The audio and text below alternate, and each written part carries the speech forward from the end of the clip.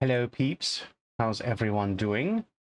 You all, can you hear me? I just want to make sure that there's sound. Yes, looks like there is sound. Because every time I swap scenes for whatever reason, shit gets reset to like, you know, whatever. Let me, need to fix my thingy here. You can see the top of my, my thing there. Fixed. Okay. So let me add in Amy, aka Casper, friendliest of friendly ghosts.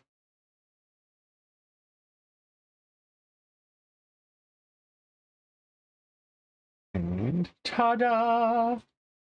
There she is. Okay, so so I don't know if you guys saw, but we did a special session, which I love that we can call it, extracurricular activities. With the it being Strixhaven, all that shit, it's pretty cool. And we did a special session involving a lore dump for Ilithia. So if you wanted to actually catch that, it's up on my YouTube channel and could be so yeah, it's worth the watch. There was a lot of stuff given out, like, a lot of lore. Ilithia got a lot of insight into some very important events in her life, which I believe we're going to be sort of recapping with their two characters very shortly. And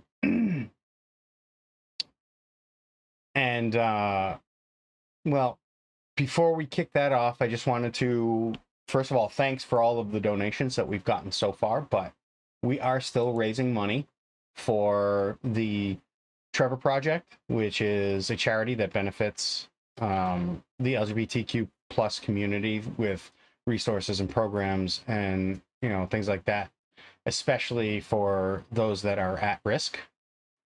And you guys have been knocking it out of the park. So if you're interested in donating, the link is here, and it's also down below if you just want to click on it there too. So if you can't, for whatever reason. So you should be able to, both links work. So if you can donate, that would be amazing. We hit our first goal. This is not technically a stretch goal because it was at 750 of 1,000, where I destroyed myself internally by eating this thing. So I hope you enjoyed that. It was clipped and it ended up on my TikTok. So if you wanted to see that suffering, you can see that there. And yes, it was a burn, baby, burn. And yeah, the blue dye. Just saying. That's all I'm going to say. I think that was the worst part afterwards. But yeah, it's for a great cause. We have a great list of goals and stretch goals for when we raise more. And if you want to see that, it's on my Discord. So go check out the Discord. And while you're at it, follow all my socials so you can see what the hell I'm doing in real time. But let's get into playing some Dungeons and Dragons. Oh, and just to let you know, Caitlin will be joining us a little later.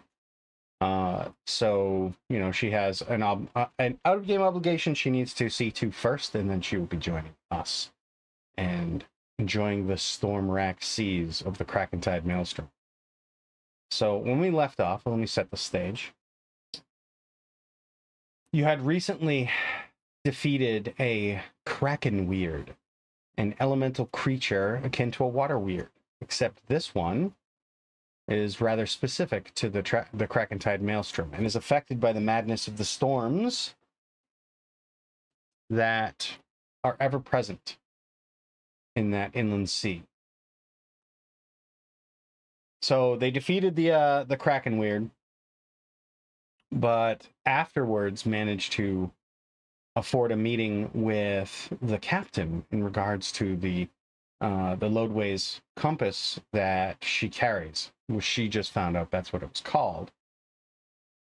A Loadway's compass is a compass that captains specifically use in the Krakentide Maelstrom because they don't have access to like stars or anything like that. It's hard to navigate, especially when it's a constant tumultuous battle just to keep your ship from sinking. So the Loadway's compass is actually a magical compass that is set with a piece of elemental water taken from the Krakentide Maelstrom, and its fixed point is always the center of the Maelstrom, dead center. So that allows the captains, more specifically the Fate Chasers, to navigate through the storms and the sea. Well, the compass that belongs to Azalea and Ilyana was a little different because it doesn't point to the center of the Krakentide Maelstrom. It points to members of a specific bloodline, that being of Azalea's father. And upon investigation, taking the compass apart to examine it, they found at its center not a piece of elemental water, but a soul coin, a blood piece, something that demons and devils take as payment from the hells and the abyss. And clearly it must have belonged to Azalea and Ilyana's father, as they both share a father. Why it would end up in a Loadway's compass, or who put it there, is still up in the air. But something like that isn't something that that generally somebody who has the coin would use it for. So that was left in question. But apparently, according to you individuals around that table during the examination, the captain and the ship's surgeon were sus.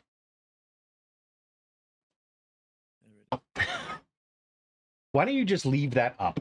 Just get like a little stand for it and put it in front of the camera.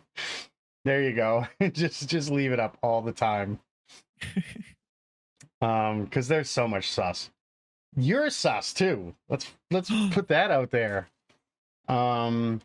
So I'm sorry, Matthew. I'm just a very innocent ash elf. I'm just a baby. I don't know what you're talking about. well, clear. She may not know what I'm talking about, but if you watch the VOD from Tuesday, you'll know what I'm talking about. So after that meeting, and they left the sus people behind, Charlotte and Ilithia basically found a secluded area on the ship, somewhere where they wouldn't, hurt anyone for doing what they're planning on doing.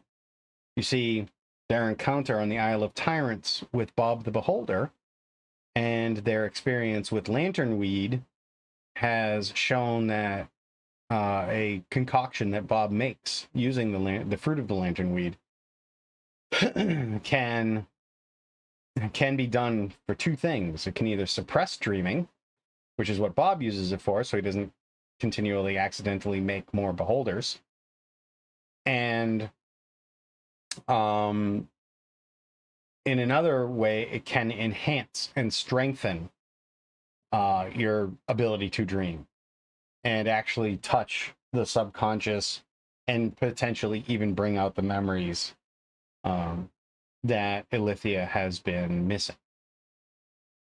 So they found a spot, and with the aid of Liliandra and Charlotte, Ilithia took the potion, first potion, and as advertised, tripped balls and found herself in a dreamscape within her own head, having to, being controlled outside of the dream with the help of Lee and Charlotte, while Charlotte sort of piggybacked, became a spectator in this dream, using detect thoughts, was able to sort of experience what Alithia was going through, and it was very revealing. After the fact, they had a conversation which was left unfinished. Sammy, are you ready? Whoa. That was very sudden. What? How was that sudden? I just did a long monologue. I don't know, but it seems sudden. I was talking to King Charles in chat. Like what? Yeah, it was sudden. It's like I just did like a 5-6 minute monologue. That's not sudden. Are you ready? I guess so. All right. So to set the stage, you are still in the cargo hold. You have not moved to another room, so this conversation is still technically taking place in the cargo hold. You are surrounded by crates, barrels, boxes, like fishing traps, harpoons, you name it. Perishable goods, and barrels of rum. Because there's always barrels of rum on a ship.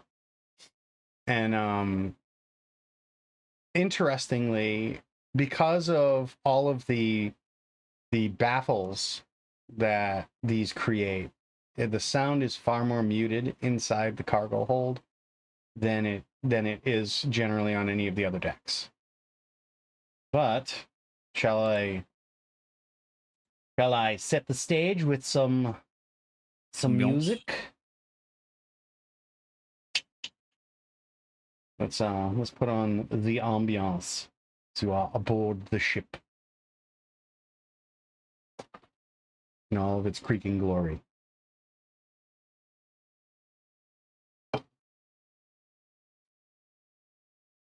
Okay, we can play anytime now.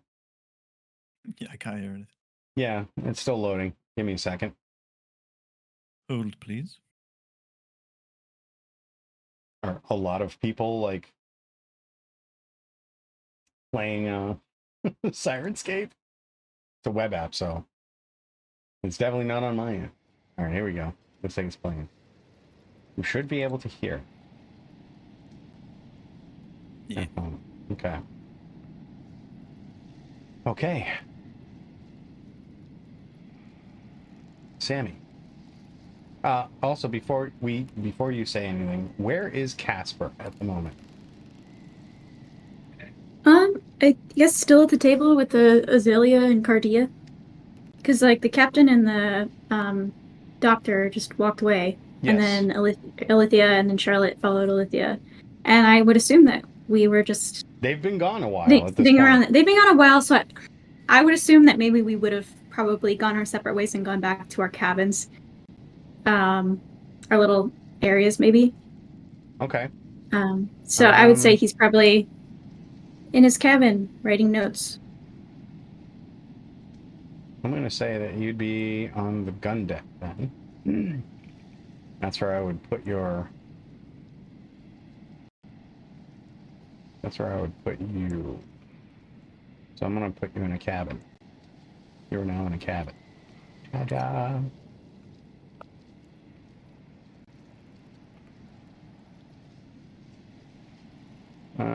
Right. You are starting to calm down, by the way, regarding the rocking of the ship. Oh, thank goodness. Yes, the ship's cook has been furnishing you with concoctions that, while not overly pleasant tasting, do a lot to settle your stomach.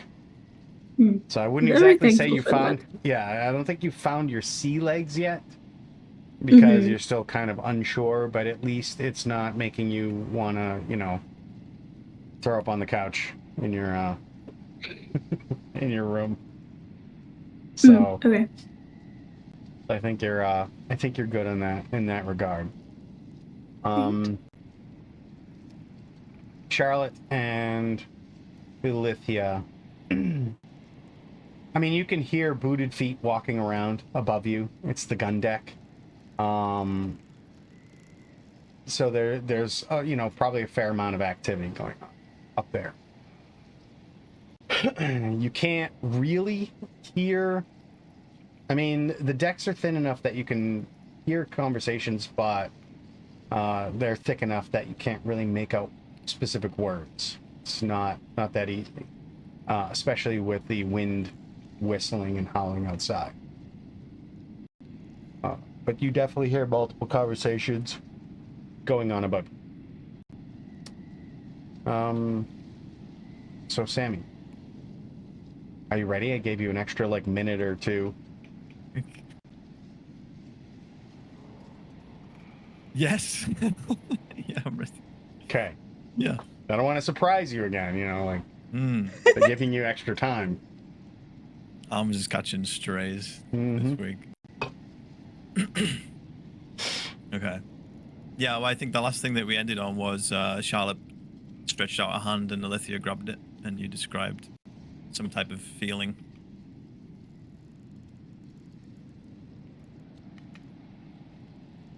Okay.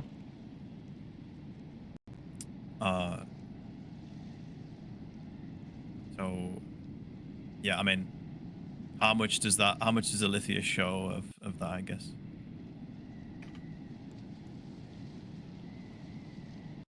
We're just. Okay. She just cuts off your hand. How dare you touch me? No!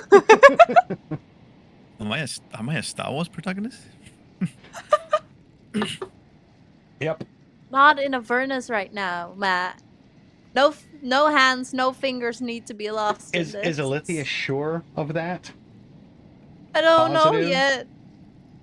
But losing a hand, that would be a power play. I love it. just me and Zariel vibing with our one hand, you know. All the single ladies.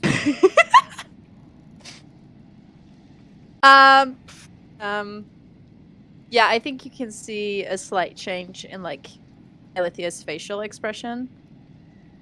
Because it's not necessarily a fear for herself, it's a fear for Charlotte. So I think she'd just kind of be a little bit shocked. Look, I don't want this to come across as some over-the-top thing. I'm very well aware that actions speak louder than words, and I wanted you to know that. The only thing I can say is that, well, if you met my mother, she would probably tell you that she loves me. In actual fact, what she loves is more the idea of me, the idea that she can control me and make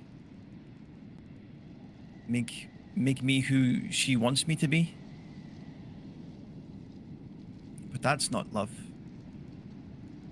That's what it felt like for however many years I was at that house. So I don't know. I know that her words were just so shallow, and I think I just take that experience, and I want you to understand that my words aren't shallow and they have meaning and conviction behind them. And I want to help you on this journey. So hopefully that's okay, and hopefully I'm not too much, because I know it's a lot what I just did, but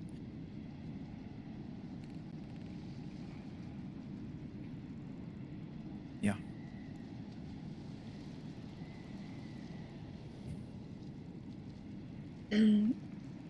Right. That's not very good that your mom wasn't nice. I'm not very good at this, Charlotte. No, you don't need to be. I'm just trying to explain where I'm coming from. That's all. There's so much to unpack from what I saw. It seems Lady's story is going to play a big part in your story, from what I gather. Yes, can you not tell her yet? I feel like I should find a moment to talk to her about that one. Yeah, absolutely. The thing that if I worry about it, but I'm definitely pondering it, is the thing that your parents were after. We might already have it on us. What do you mean? So, my mouth is just really dry right now. Just give me a second. All right. So when we were back in Embar, which is where we were before we bumped into you, lady, so there was another member of the group, Atticus. I'm sure you've heard his name. He found this thing inside Lady's cloak. It was hidden. It was concealed. We took it out. We were able to scratch off. It's like a coating of lead, and I tried to identify it. I remember Edie taking a look at it, but we both got hit with this like psychic pain in our minds. So whatever it was seemed very potent, and what I do know is there was a lot of magic imbued within it. We didn't really glean much more from that, but something tells me that if Lady's mother was meant to have this, and it's important, she wouldn't want it falling into the wrong hands, so she concealed it in the cloak, and eventually Lady had that cloak. If I'm right, the thing I'm talking about is in the amber necklace I've got currently, so I could show you it. I don't think you've seen it before yourself, right? So it's not as if you could recognize it. I don't think I've seen it. Also, would I classify it as the wrong hands? What do you mean? I don't know. If it was concealed, then it was also concealed from my parents who wanted it. That's not... Well, maybe. That's not what I meant, though. There was a whole thing that went down in the ladies' town. When I said concealed, I meant probably concealing it from those people, the Tears of Agrasis. So unless your parents worked for them, and you just obviously can't remember because of your amnesia, I hope that's not the case. That would be very bad, but my gut tells me that's not the case, so I don't know. Yes, but the last time I tried to work out what the hell was going on with it, I wasn't successful at all. But I thought I'd bring it up because it might be the thing that your parents were looking for, and then at that point it's very important to you. Right. Yeah. Do you want me to show you it? Yes. Okay. Just give me a second, and she'll take the necklace off and place it down, and you see she kind of draws these schematic components of the spell over the top of it, and she says Ozalia, and the contents spill out onto the floor. She'll pick it up, and I'll let Matt describe it again because I don't exactly know full description off the top of my head. But... You said contents. Is that the only thing that was in there? No. So there's a spare spellbook. Her spare spellbook is in there. I know that was in there, and I think one of the crystalline tears from the Tears of Agrasis thing is in there as well. The compass was in there, but we took it out. Okay.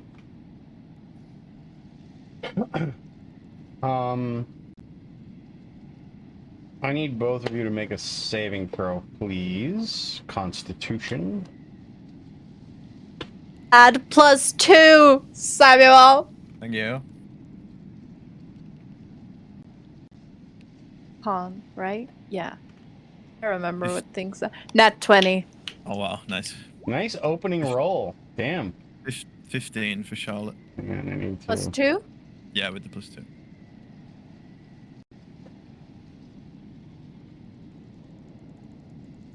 Da-da-da-da. Da-da-da. Okay. +2. What did you get? Natural? Yeah, 13 does not. No, it's a 15 because it's with the +2. Okay. +2 for me. 15 just does. I need somebody in chat. I'm going to need 2 rolls of a D8, so it's exclamation point D8.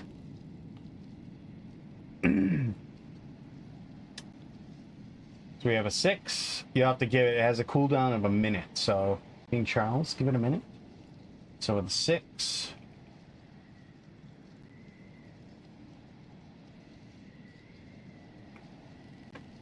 How interesting. Okay.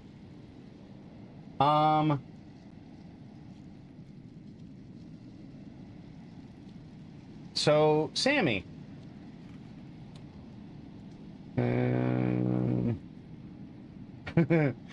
Keep trying.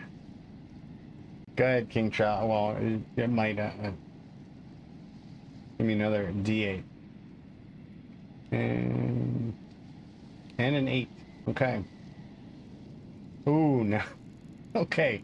Now I need 2 more D8s.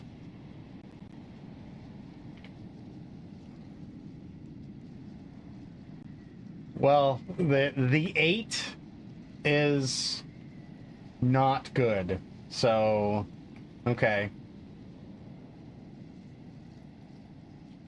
And I'll need 1 more. This one's for Virla. Sorry. Blame the chat. So 2 and 4. I Okay. will. Okay. So the contents spill out on the ground. The stone, which I can't describe it how it normally looks because it seems to not look that way at the moment. And it begins to cast light in every spectrum of the color. It just literally kind of explodes in this this radiance, and it just kind of fires off these bursts of color. Sammy, Charlotte is hit square in the chest. And you can feel the energy begins to constrict you. You can feel like your lungs start to seize. You're finding it difficult to breathe. And you can feel your skin begins to harden. However, and we just lost Virla. I don't know what happened. But I will continue the description. And your skin begins to harden. But you realize this happened, and you manage to, by sheer will, push it back. And you can thank Virla for that, because the DC on these saves is 15. And you can feel slowly but surely your breathing returns to normal, and your skin returns to its normal tensile strength, supple forms. And you see, well, I need to, all right, Virla, are you having issues, or can't tell? She keeps, Yeah, her Wi-Fi is cutting out. She said. okay. Well, I can't hurt her if she's not here.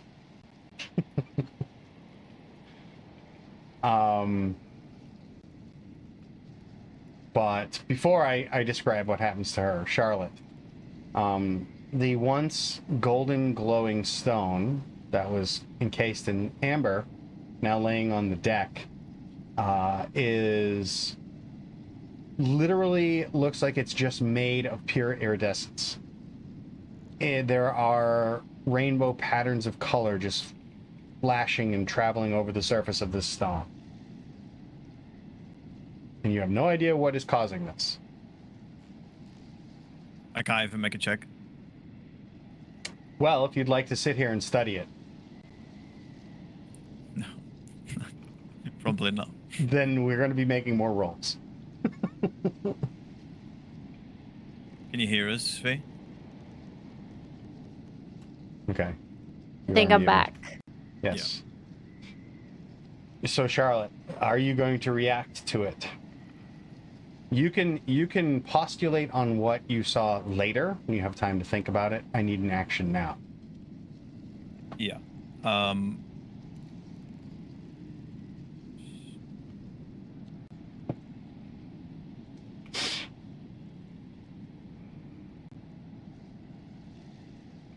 I think she will unpin her cloak and drape it over the iridescent stone as quickly and as quickly as possible. Is the cloak magical? It is. Okay. And before I get to that, Virla, you saved. So you got hit with you got hit with a red with orange and orange and green. Ooh. Somebody rolled the 8, which means you get hit by 2 of them.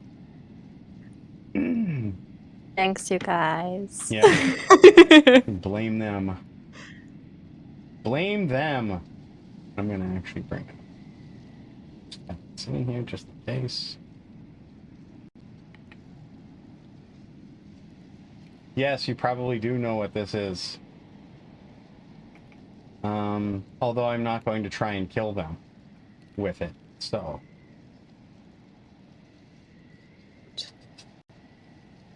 Yeah, anyway.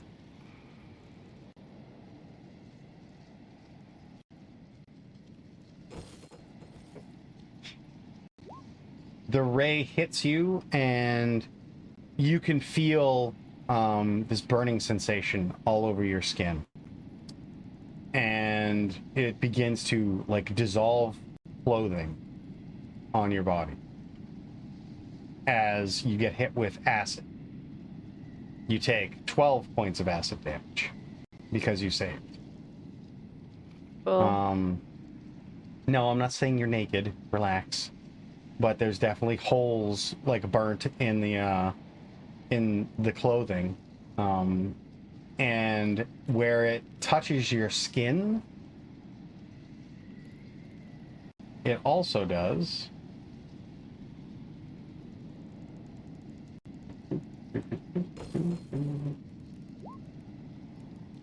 It does 8 points of poison damage.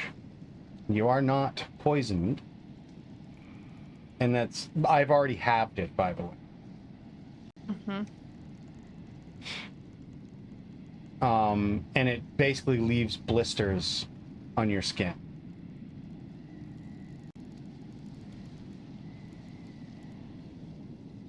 Okay, Charlotte, you react and you cover the cover it with the cloak.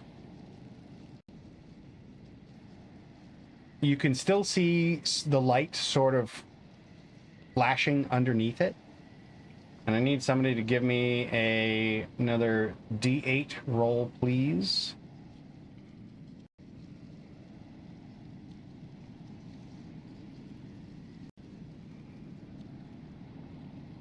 And Sammy, just roll me a D20.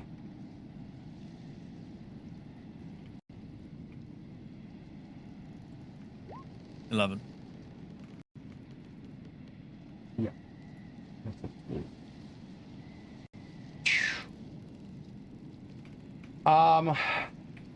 A bolt of lightning fires from underneath the stone. Azalea betrays the party. Crashing into the side of the ship, blowing a hole in the side of the ship. But it also has the unfortunate side effect of destroying the cloak. The magic dissipates from the cloak, as the cloak has a huge burn hole in it. And the stone is still shining iridescently. What is your passive arcana? 17. You think the problem with the stone right now is exposure to something. And with a 17, it could very well be the power of the maelstrom itself, which is raw elemental power.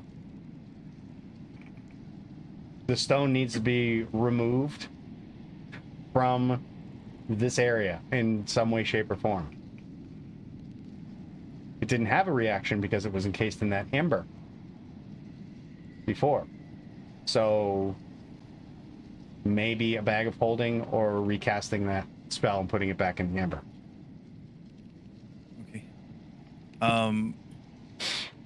I can't recast that spell in time. It takes too long.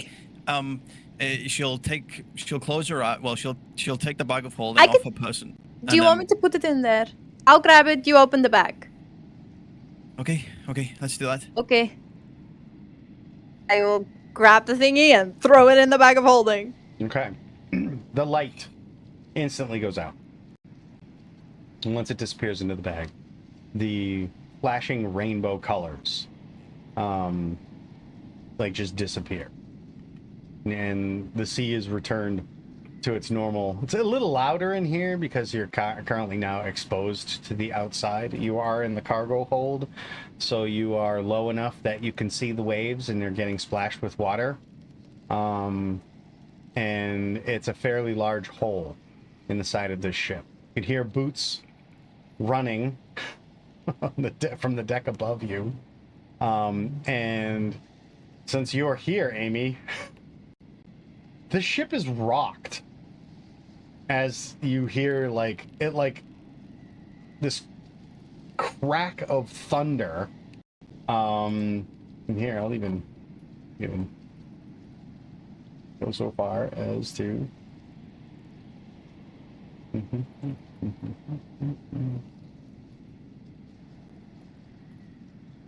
a peal of thunder erupts, and the ship just kind of heaves to one side, and you hear the sound of splintering wood. It feels like the ship got hit. And clearly you can hear cries of alarm from people outside and down the further along the deck that you're on, and doors are flying open and boots going everywhere. What would Casper like to do? Well, he's gonna fling open his door, and he's gonna be like, "Oh my goodness, another kraken! Oh, I got to Azalea! Use your lighting!" And he's gonna just sprint and be like, "Lady Cardia, please, what if I get hurt? I need your healing powers!" And he's gonna be like, "Alethea, Charlotte!" And he's gonna keep running to see if he can find anyone. Give me a perception check. Just straight up perception.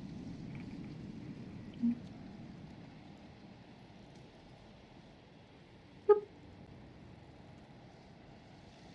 on. Very perceptive. I accidentally rolled twice because of the lagging internet, but Well, the 21. first one's a 21, so.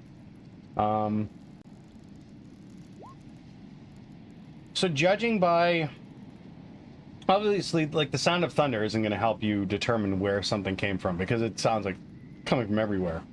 But the sound of the splintering wood sounded like it came from below you, from the deck below. Trying to decide if he would go up or down.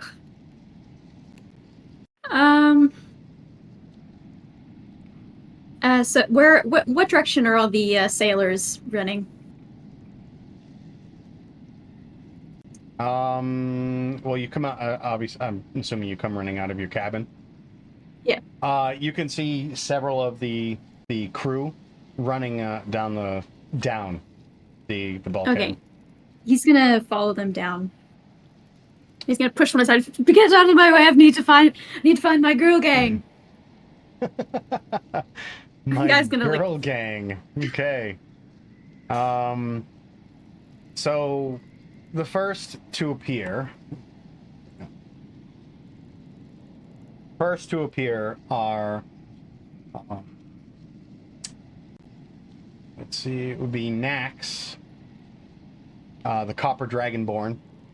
He was closest to the bulkhead going down, followed by Zumilla, the half-orc. They were in the the deck above, which is the gun deck. And shortly thereafter, you can see Shrike, who also called Master Shrike. That's the female tiefling, the dark skin and gold eyes, who's the master at arms.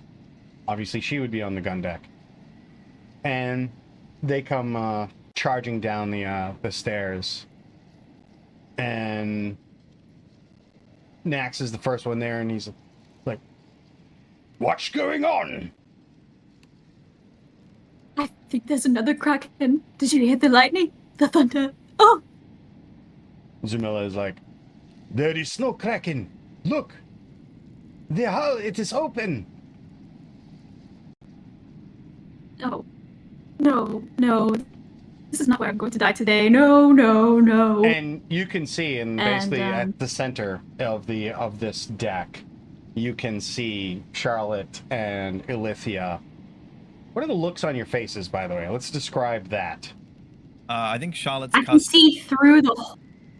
Yeah, just to the side of them, there is a large gaping hole in the side of the hull where water is kind of like, it's just above the water line where the hull is sitting. So like you can see outside and you can see the waves and stuff like that. So every time the ship kind of lilts to the right, water comes pouring in.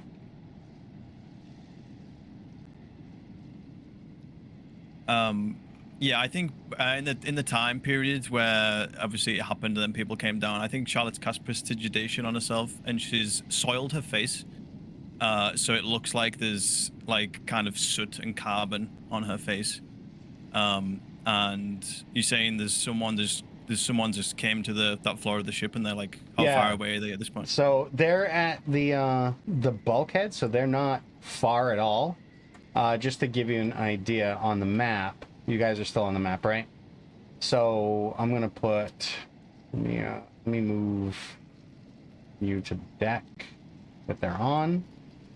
You can see that, and I don't have a damage thing for that, but the hole is here.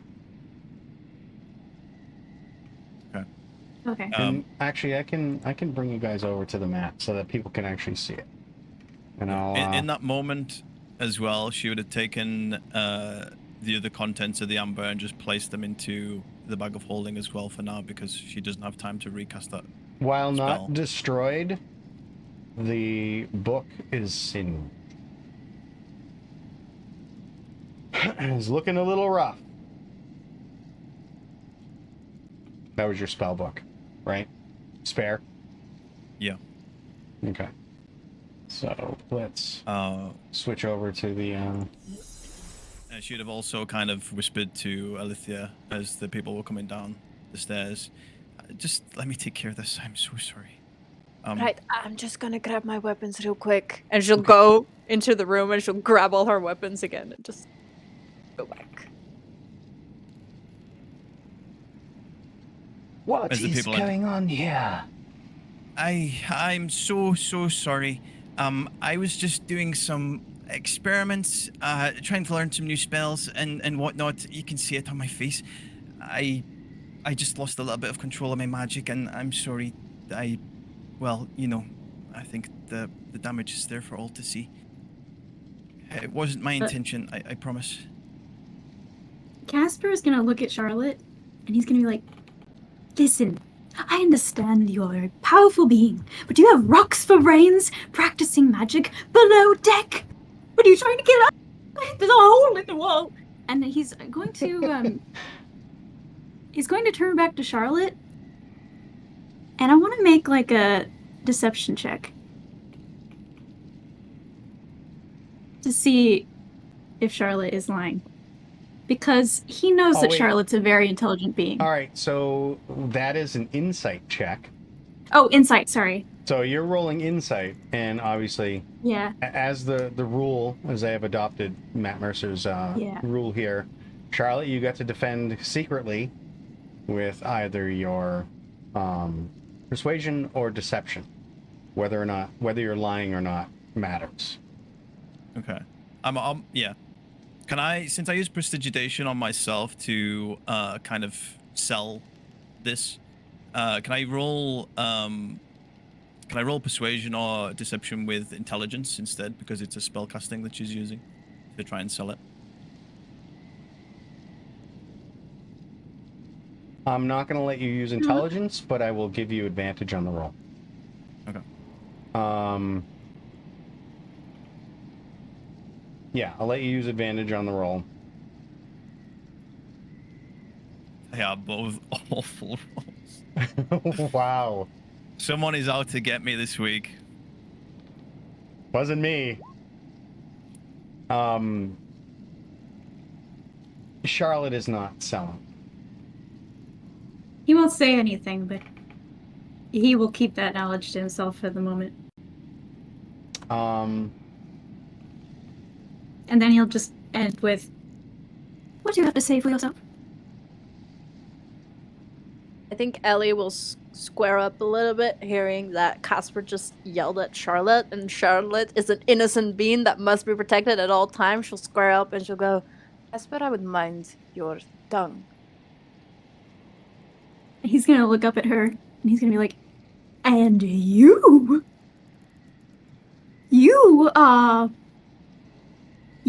didn't stop."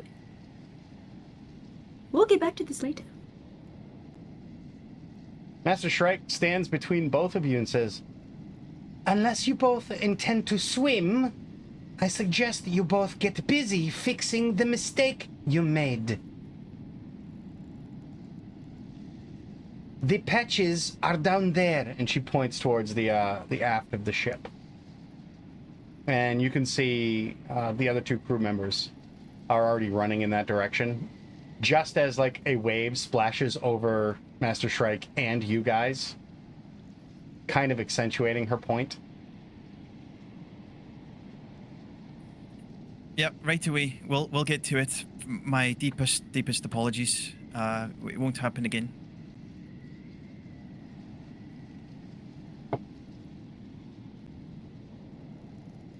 Master Shrike, something that Alithia, I would say, would know. Master Shrike's golden eyes are very piercing. Having been someone who has stood on the adamantine gate and faced the forces of hell, you recognize the look in her eyes. She's seen some shit, and she is not afraid. And like in that moment, it's that kind of battlefield recognition that two people like you have a quiet understanding of each other in the moment that you lock eyes. And you can see in her look doesn't lessen or lose its strength, but you can actually see the same recognition, very fleeting for a moment. And she gives you a nearly imperceptible to anyone else, but very slight nod. Ellie will nod back. Okay. And the Dragonborn is, grab all the wood that you can find. There are patch kits laying all over the place here. And he starts pointing into one of the storage rooms, and you can literally see it looks like planks, or it looks like a section of a hull with heavy bolts, almost like more like nails are stuck through it, like already, and it looks like it's already in like flexed in the shape of a part of the hull.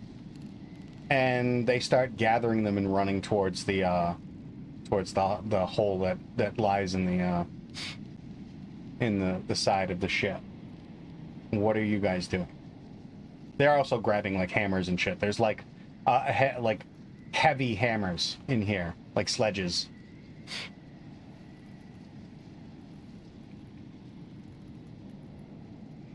I don't know. Charlotte's just doing whatever she can to help. I'm lifting the heavy stuff. Okay. Casper is gonna find a chair in the room, sit on it, and lays back, grab an apple, bite it, in that sort of cocky way, and he's gonna be like, "Well, get to it. It's your mistake." You really And are sort of playing watched. Jaskier. Yeah. Can I, as I'm lifting my wood pieces, just kind of like, as I turn around, just kind of kick one of the legs from the chair? Well, you can either role play it out if Amy you acquiesce, otherwise it'll come down to an attack roll. Attack roll on the chair? Yeah. She would have to hit the chair, you'd have to make a Yeah. dexterity saving throw to maintain your Yeah, let's footing. go through it. Right. Yeah. Give me an attack roll. Okay. Is it an unarmed strike? This would be an improvised weapon strike, so technically you're not proficient, because I'm not counting this as a club. It is literally a side of a ship. So you can't add your proficiency bonus. Okay. It's whatever I roll. Plus something. That's plus. What? I don't know. I don't know. What do you add? It would be, in this case, it would be your strength. Strength bonus gets added to it to hit. Bonus. So that's 18. Yes, that will definitely hit the chair. So that it accidentally on purpose hooks one of the legs of the chair that you're sitting in, and it pulls the chair out. Begins to teeter backwards. So now you get to make a dexterity saving throw to see if you. You can either make. You know what? It would be an acrobatics check, I think. Okay, Either one, that's dex fine. saving throw or an acrobatics check if you want to make it look flashy. It's up to you. Oh, acrobatics, because I want to maybe make it look flashy if I do well. Mhm. Which 18. Oh, I was gonna. You made that noise. I'm like, did you roll a natural one? Oh my god. No, it. Charlotte's gonna silvery barbs that. No. Wait, does that mean I have to roll again? Yes. All right. She's All like, right, Casper. pompous prick.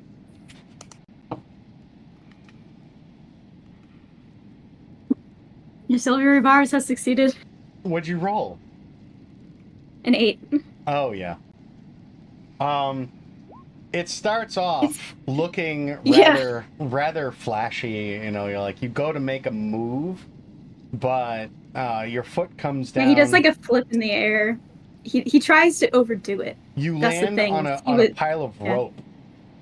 Like Yeah. your foot hits a Yeah. pile of rope that is like from the ship, like starting to like slide.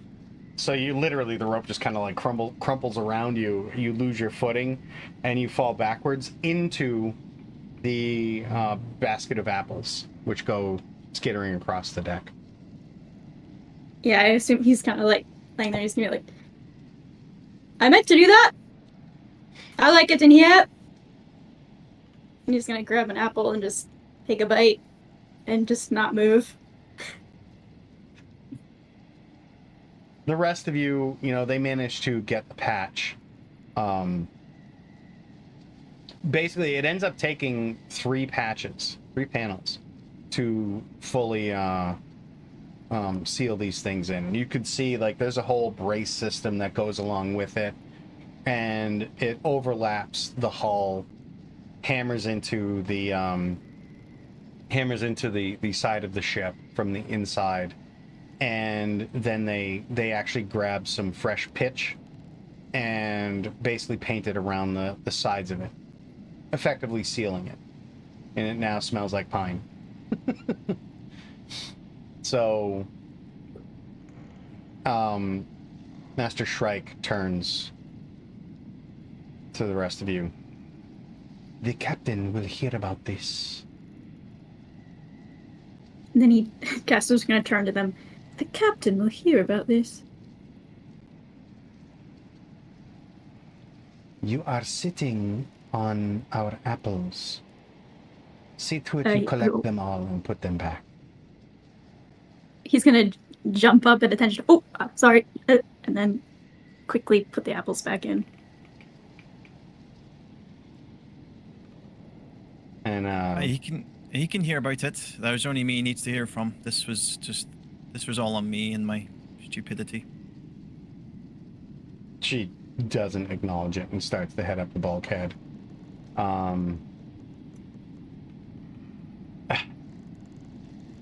Well, who's going to work the bilges? The half-orc is like, you, of course. And turns and walks up the bulkhead. Bloody hells. Always me. And he descends into the depths to pump out all of the water that has spilled into the hold. And they go about their business. So let's go back to the RP screen.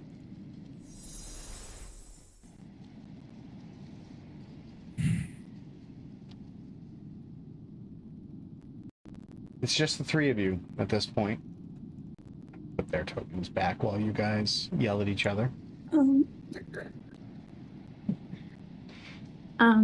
Yeah, as soon as Casper, listens that all the sailors are out of earshot, he's gonna chuck his apple core over his shoulder and he's gonna look straight at Charlotte and he's gonna be like, listen, you and I both know that you don't have rocks for brains, that you weren't practicing magic down here. Really tell me why you were lying. Curious. Part of Girl Gang, remember we had this conversation about truth? Remember the cog with the oil? You made a huge show of it, and yet here you are.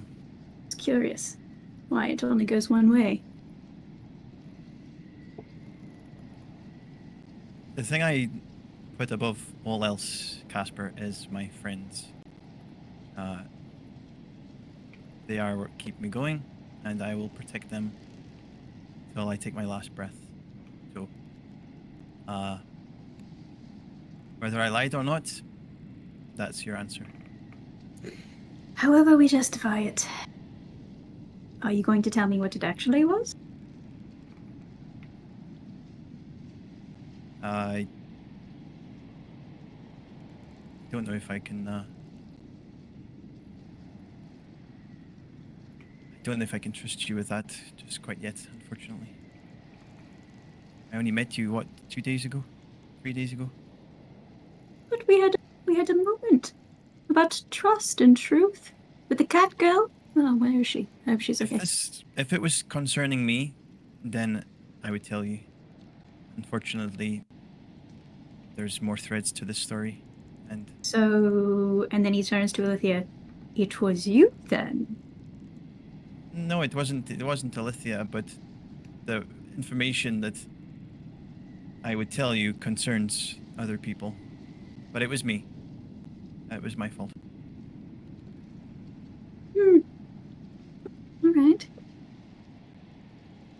have my eyes on you then. Just saying, I would love to live through this encounter.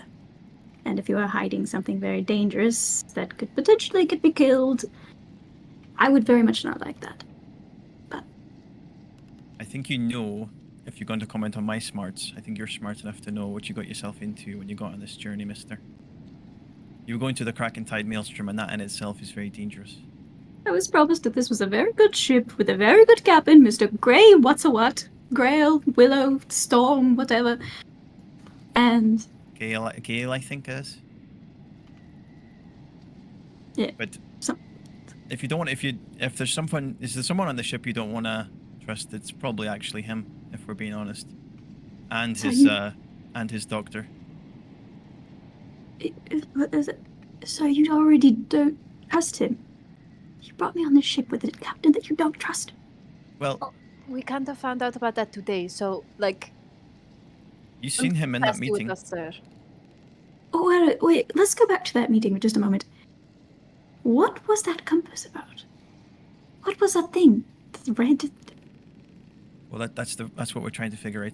That's the first I saw the inside of it. It's And clearly he looks at Olithia and he's like, I know you recognized it. You can't hide it. I knew the compass was a thing, and I knew it wasn't. I didn't know what was inside the compass, but when I saw it, I was like, "Ooh, I know what that is now." What is it? She'll look at Charlotte like, I think that's okay. It's currency that's used in the Nine Hills. Nine Hells? mm-hmm. This goes way deeper than I thought it did. Nine Hells. And he's going to pull out his book and he's going to write, coin and currency of the Nine Hells. So Jasper, it's currency. you can actually give me either. You can either use Arcana or Religion. If you'd like to make a check here, because you might actually know what those are. I mean, we could give it a shot, but it's not very good at either of those. 5. Yeah. No idea. Yeah. I've heard stories of the Nine Hells, but I generally like to stay away from that genre because it creeps me out. Very spooky. I don't mess with that witchcraft stuff. And, yeah. But yeah, I mean, there's something going on with that, and Eliana and Ozelia and their father. So, I'm literally not privy to that information. That's not something I'm hiding from you. I just don't know it myself. Oh, I know they're not hiding it from me. They looked just as confused as the rest of us. Well, except for Grey Gale and that doctor. They had a look of understanding on their face, too. This is what we're seeing. So... But I don't understand. Well, how would they know? Like, why would they... What sort of captain of the seas would have seen this coin of currency of the demons? Devils. It's a very Devils. distinction. Yes. Devils and demons. Two separate. No one really knows the difference. Just Charlotte. Oh yeah, there we go. I know you know. Yeah, some long war or something like that. Yeah, there's some long book about it that I haven't read, but... Right. You know where ash elves come from, right, Casper? I do, yeah, I've heard. Right. Again, I try to stay away from that sort of... very spooky. Do you know that there are certain types of demons that can... Or devils. Is it a demon? I don't know. That can steal your soul by their gaze. They look into your soul and they steal your eyes, and then... Right. Very scary. Never Sure. make a deal with one. Any of them. You don't have to tell me twice. All right. But yeah, I think Gareth seems like somebody that's driven by wealth, fame, power. Right. I can see that. Whatever that look in his eyes was, he's definitely Or scheming. maybe it's because it's related to the Pirate King. Do you think he has anything that he would want from the Pirate King? Probably his treasure. Right. And maybe this coin would lead to the treasure? Well, the compass might lead to their father, and then inherently the treasure. So, Right. I guess so. I guess you're right. Well, just, I suppose use your magic and force them to tell the truth. Tell them to spill their guts or something. Don't you have that sort of thing? Personally, no. I think Kaidea has the capability to do that, but when I'm giving you too much information, Casper, so Alright, already writing it down. Kardea can make me spill my guts out, okay. I can also make you spill your guts out. Oh, yes, in a that's different Oh, way. quite literally, I'm Yeah. very But aware. I Don't could need also to- do that to the Tell me- captain. Well, we would need the information from him first. Whatever you do with him after, that's completely up to you. I would rather not be in the room at the time. Anyway, Cool. so what is the plan then if we're not going to do it by force? well, he's got something on him that's Could protecting charm his him. mind. Oh. Ooh. Another reason to charm him. With my earthly whales. Your earthly whales. I don't know. I can't talk. I just went through some trauma. There was a hole in the ship. I fell out of my chair. Didn't stick the landing in front of everyone. It's very embarrassing. Is that the most traumatic thing that has ever happened to you, Casper? Pretty close. Pretty close. Yes. Why did we take this man on the ship? Because my going heart to is die. too kind, and we're ruining it now. And he's gonna kind of put his hand on Charlotte's shoulder. Held by a kind heart. That is a good line for a song. And he's gonna troubled by the kindness of the heart.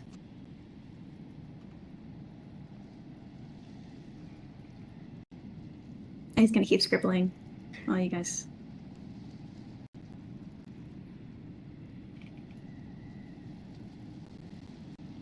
So that's all there is to tell you, I guess. For now. He's gonna slap the book shut. All there is to tell me. Right. You and I both know there's quite a lot more to tell me, but you were refusing to do so. We should probably go find the others and let them know your little training accident. Wouldn't your girlfriend Azalea like to know? Perhaps Lady Cardia, the Catwoman. Woman without wings. The woman without wings? Yes, Lee. Do you all have... Oh, Lee, yes. I was not acquainted with her quite yet. I didn't get to meet her. She also part of your girl gang? Yeah, I think she's in her room right now. I think you could just go and say hi to her. Oh, okay. So when you mentioned that she's the girl without wings, you mean that the rest of you have wings? I don't understand that. Oh, no, she used to have wings and then I cut them off. She used to have wings. Why? So is she like a part Dragon Ball? Oh. I think you should ask her that. Oh, okay. Perhaps I will. She's quite beautiful. She is indeed. Right. So are we going to find together a girl gang? We're going to Have a find girl gang discussion. Azalea and... I think you're going to leave first, and then we'll follow suit. Right. I'll go get the girl without wings. And he's gonna walk out to go find the girl without wings. Okay. But look, guys. And a wild azalea appears, Hello. which is actually very appropriate. It's perfect timing. Yes. Good. I'm also holding my knife today. I don't know if I need to threaten you guys with my knife every time I talk. It's fine. We like it. Dagger. It's fine. We like the threat. We like it. It's like, how do you know when Azalea is talking to you? Because she's holding a knife at you. Gotcha. Welcome, Caitlin. Thank you. Welcome. Hello. Perfect timing. I don't know how much you heard before you jumped on. Or I heard that what. Lee. Oh, so Lee you don't is know now anything before known? Lee. Okay, no, yeah. No, I don't know Good. anything. I just got home. Good. So,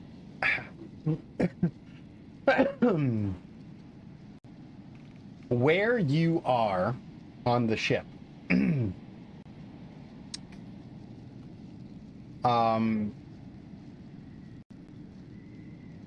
after the meeting with the captain, where you discussed the compass, I'm going to say that you kind of spent some time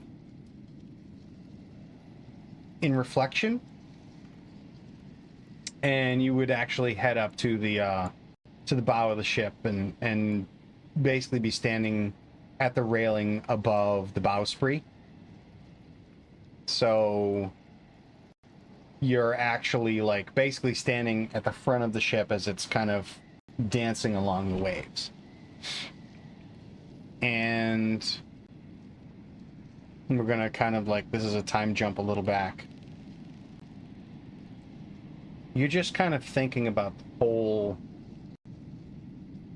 revelation that the Loadways compass that you've been carrying this whole time is actually being fueled by a blood coin, a soul coin, soul piece, blood piece. They have many names. But in the end, it is literally the physical manifestation of a bargain that somebody has made with a fiend. And more importantly, that it has to belong to your father, unequivocally. Since the blood that you share with him, you also share with Ileana, so the compass works on the both of you, so it has to come from your father. That is the link.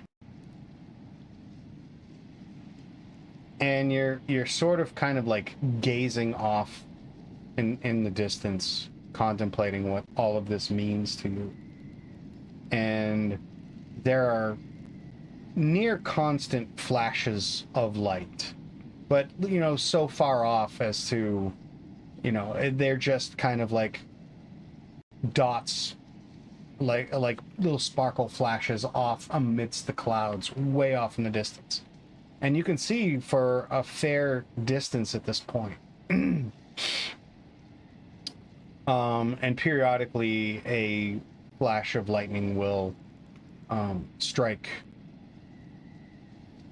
from cloud to sea at a distance that you can actually see it. And when the lightning flashes, you can feel the energy. You can feel the power that this maelstrom commands. Mm-hmm. And you can hear you could hear like this like crackling noise, like electricity like constantly being like, you know, sparking like, and you turn around, you end up casting your eyes skyward, and you can see at the top of the foremast, the closest mast that you're sitting on, there is a glow very top of it that it just looks like kind of like a ball of electricity. You can give me either knowledge nature or survival check. Okay. And you can do both with either with advantage.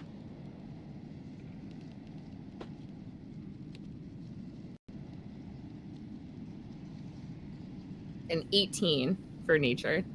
Okay. So this is an effect that you know is called Solandrous Fire. And it is basically based off of an actual phenomena called St. Elmo's Fire that happens in real life at the top of the masts, they can actually gather enough static electricity in a storm where they just kind of like glow. And but in this case, it's Sulandra. Sulandra is the dedication of nature.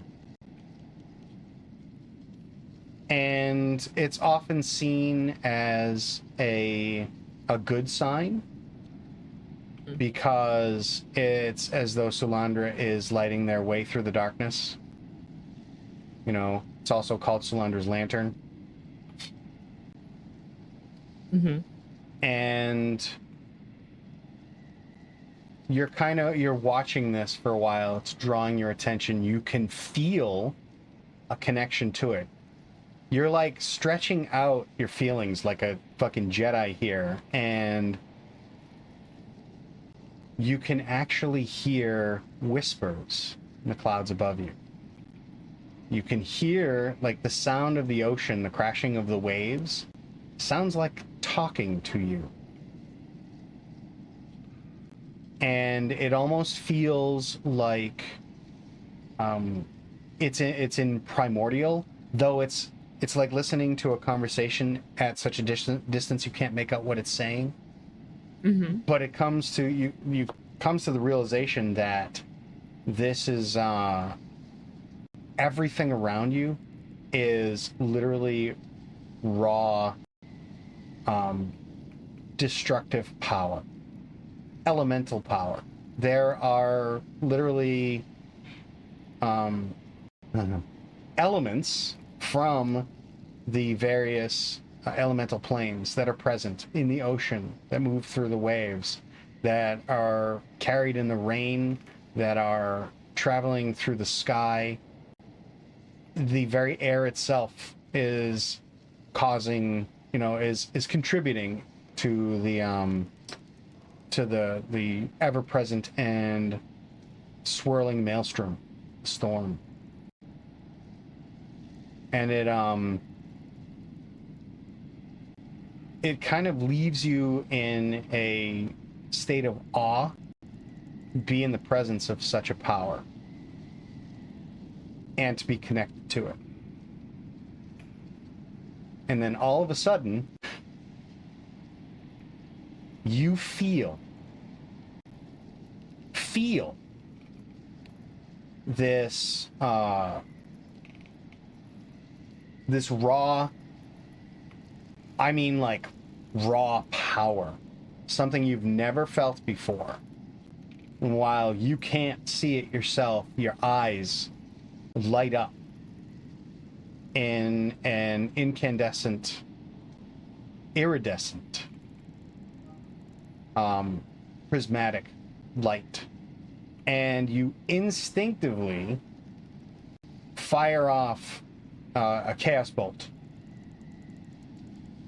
Like you just, stretch out your hand and a chaos bolt erupts from your hand. Mm-hmm. And as it travels, you can see it actually splits into 3 separate bolts. 3 bolts of raw power, 3 different forms of energy. In this case, it's electricity, thunder, as it explodes, and ice.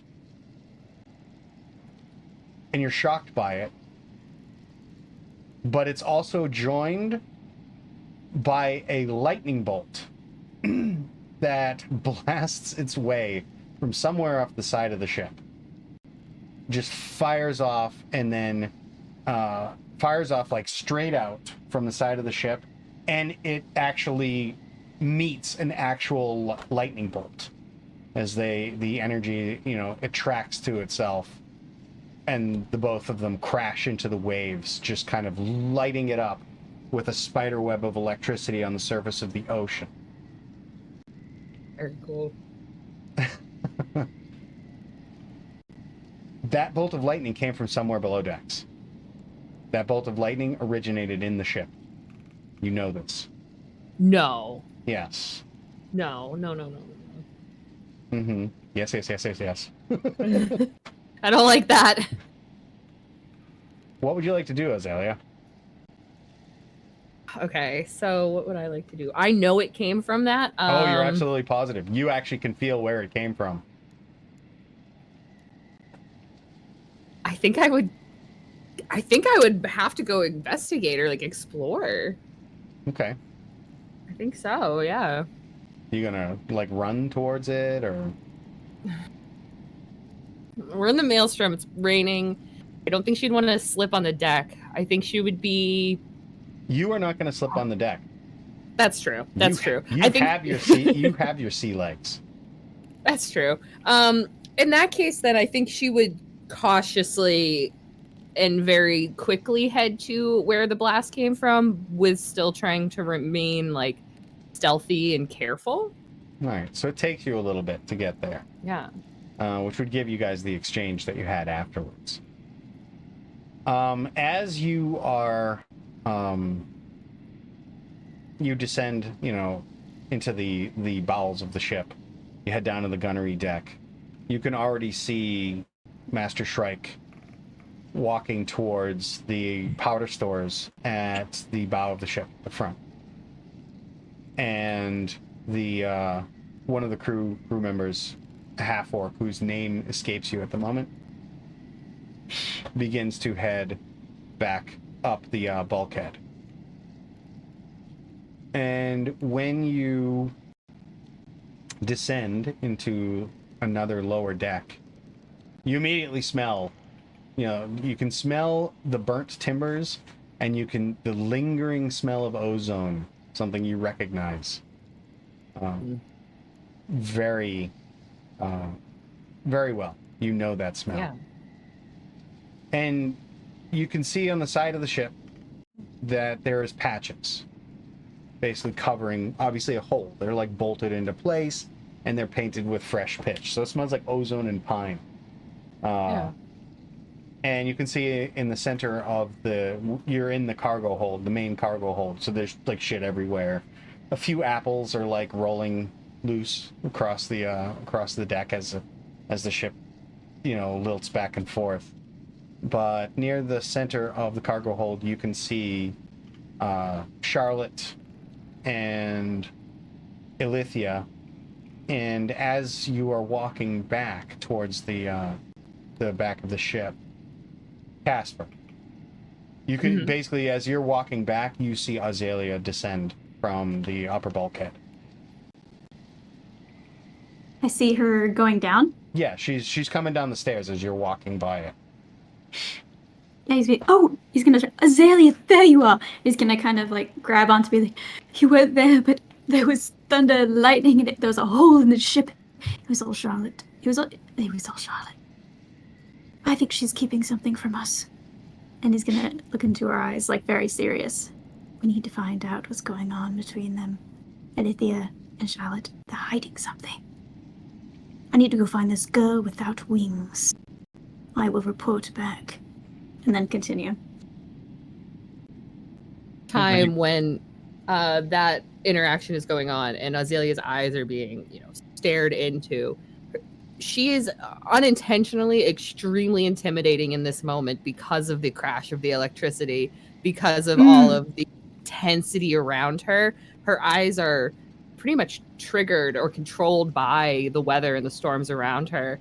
So the flamboyancy and fun of Casper is very much so being given daggers right now, unintentionally. Yeah, he takes note of that, and even though he said, I will report back, and like starts to go leave, he'll do a double take and he'll be like, ugh, and sort of shudder to himself, like almost as if he can feel like a, that bolt of electricity going down your spine, sort of like, ugh, oh yeah, chill, definitely. Strong chill as he walks away. And I would see the other two, correct? Yeah, you would stand say there. Charlotte's face is covered in soot. So, oh goodness, okay. So, at that point, Azalea would make her way over towards the others, meet up with them, figure out why Charlotte is covered in soot, and ask, what's this about a hole and electricity? And Charlotte, what? Are you okay? Yeah, I'm fine. Yeah. it's pretty much all my doing. I had a little accident with some magic, as you could probably see here, experience. Are can- you safe? Are you okay? For now, I think so. Okay. She looks very guilty. You can see kind of a sadness in her eyes as well. Yeah. I think at this point, Oz would reach out her hand to Charlotte and sort of like hold on to her arm, her forearm, in sort of like a tight grasp. She's very, I don't want to say anxious, but there's a lot of information being thrown at her right now. So she definitely has a little bit of a strong grasp on Charlotte. And she's definitely concerned about what's going on. And she would ask, so what can we help? Is there anything we can do, Charlotte? Oh dear. It's a long story, Oz. Yeah. I'm also worried about people listening. Sure. Yeah. I might have been in a lot of trouble if it wasn't for Ellie. Yeah. Yeah, something went wrong, as you can probably tell. Very wrong.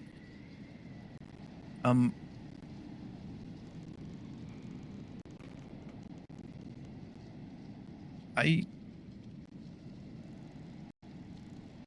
just need a moment, and she's gonna run away. Oh. Gosh. Azalea would not immediately jump to follow. She would, let Charlotte's arm kind of go as she was holding it, and her voice would be breaking as she expresses, "Wait, Charlotte."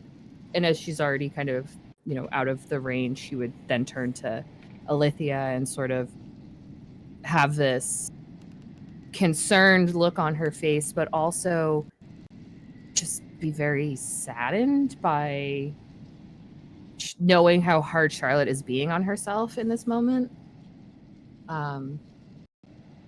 Ellie, are you okay? I don't know what's going on here. I'm gonna be honest. I don't know what's going on. I'm just gonna give you a quick rundown of everything that happened.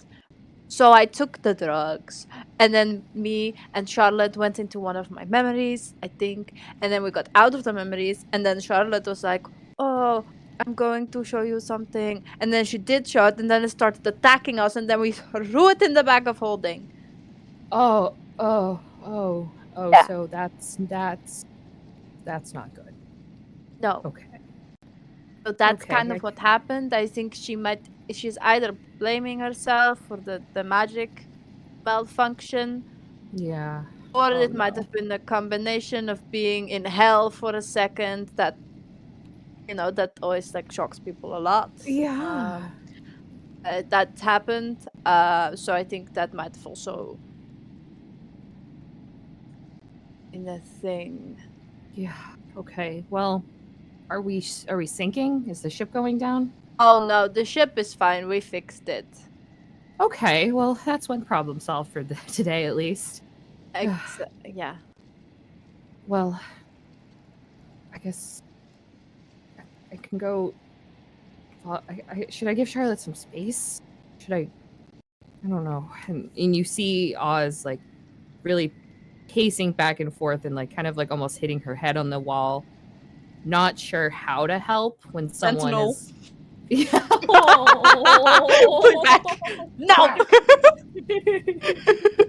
You hit her with an oar. You're not going anywhere.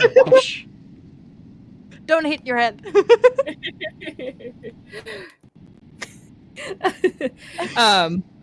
She's very taken aback by just all this information being thrown at her, and I think she would definitely seek out at least to find Charlotte, to see exactly the state that Charlotte's in.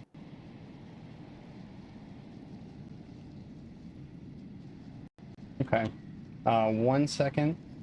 Caitlin, I have something to message you. Okay.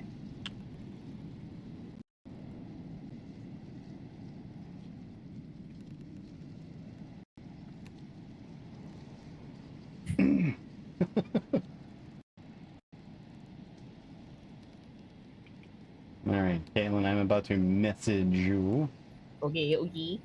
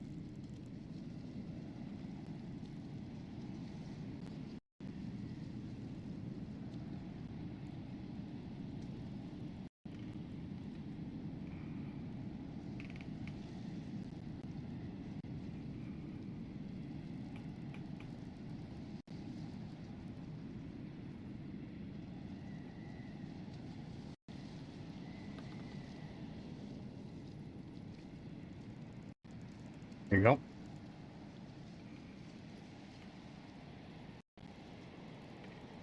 Hey.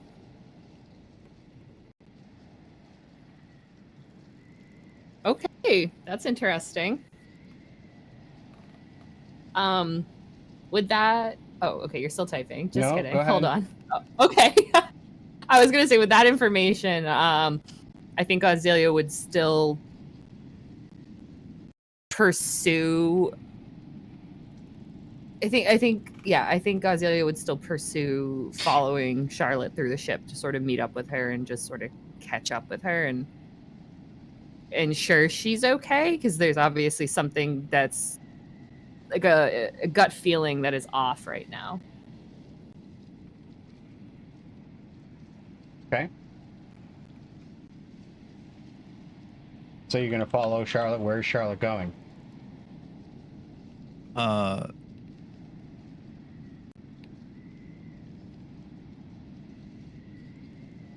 I don't know. I think she finds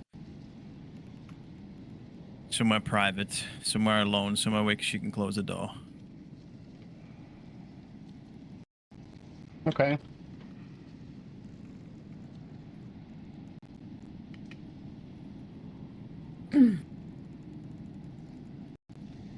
Yeah, Azalea would she would slowly approach wherever Charlotte is and almost open the door ajar, knock on the door a little before letting herself in, and just quietly whisper Charlotte's name Okay. and hope she responds. So before you do that, Charlotte wanted to before you get there, Charlotte wanted to Sammy, go ahead and express what you wanted to express.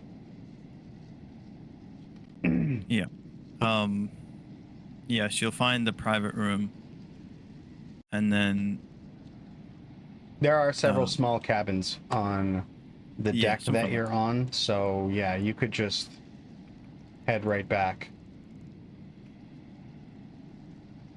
There's one in particular that is apparently unlocked. So I'll put you in it.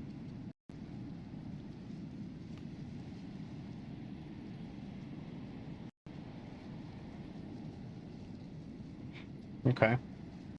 Go for it.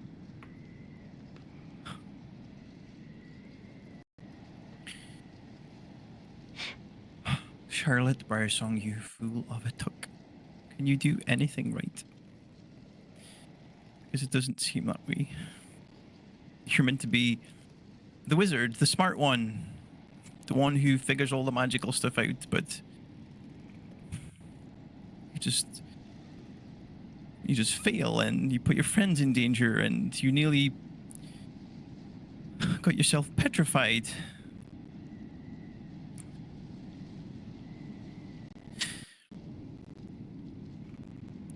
I don't know what the world is trying to tell me right now, but I tried to call out to the closest thing that I have to a father figure. He doesn't even send me a message back. I love you, Sebastian. I don't know where you are, and I would just like to hear your voice.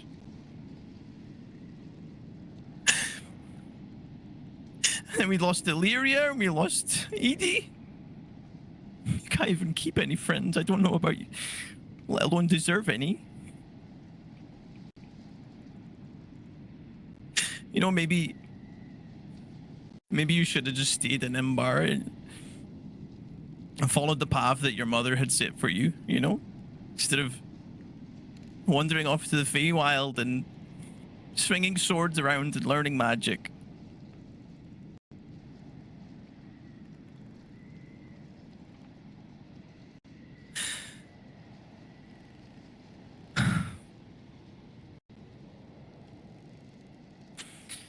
I bet I look like a right disappointment now, don't I, Father? If you're watching me.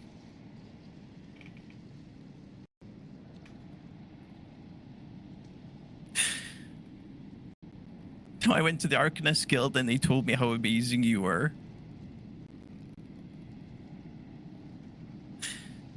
And look at me, I'm just feeling.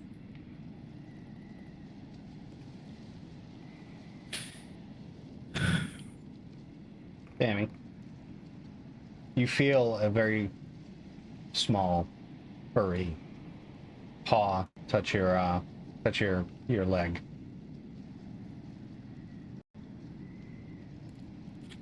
And you can look down and you can see Volpini sitting there, looking up at you, concern in her eyes. Why did you choose me that day, girl? What was so special about me? Because that place was full of amazing and wonderful people, and you flew over to me. Because I don't know.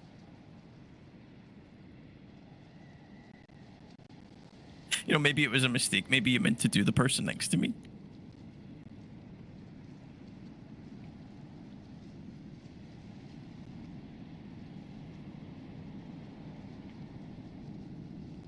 Volpini looks up at you. And you can see for a moment a kind of a look of understanding. Like it's not the look of an adoring little Stragopex, the normally innocent eyes of an owl that are staring back at you, but you can see for a moment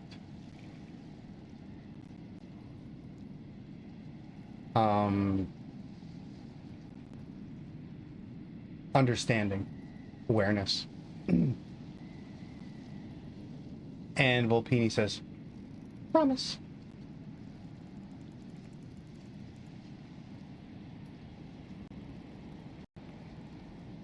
And then you can see the look. Volpini's normal eyes, they return, and she just kind of curls up next to you, pressed against your leg with one of her wings draped over your thigh.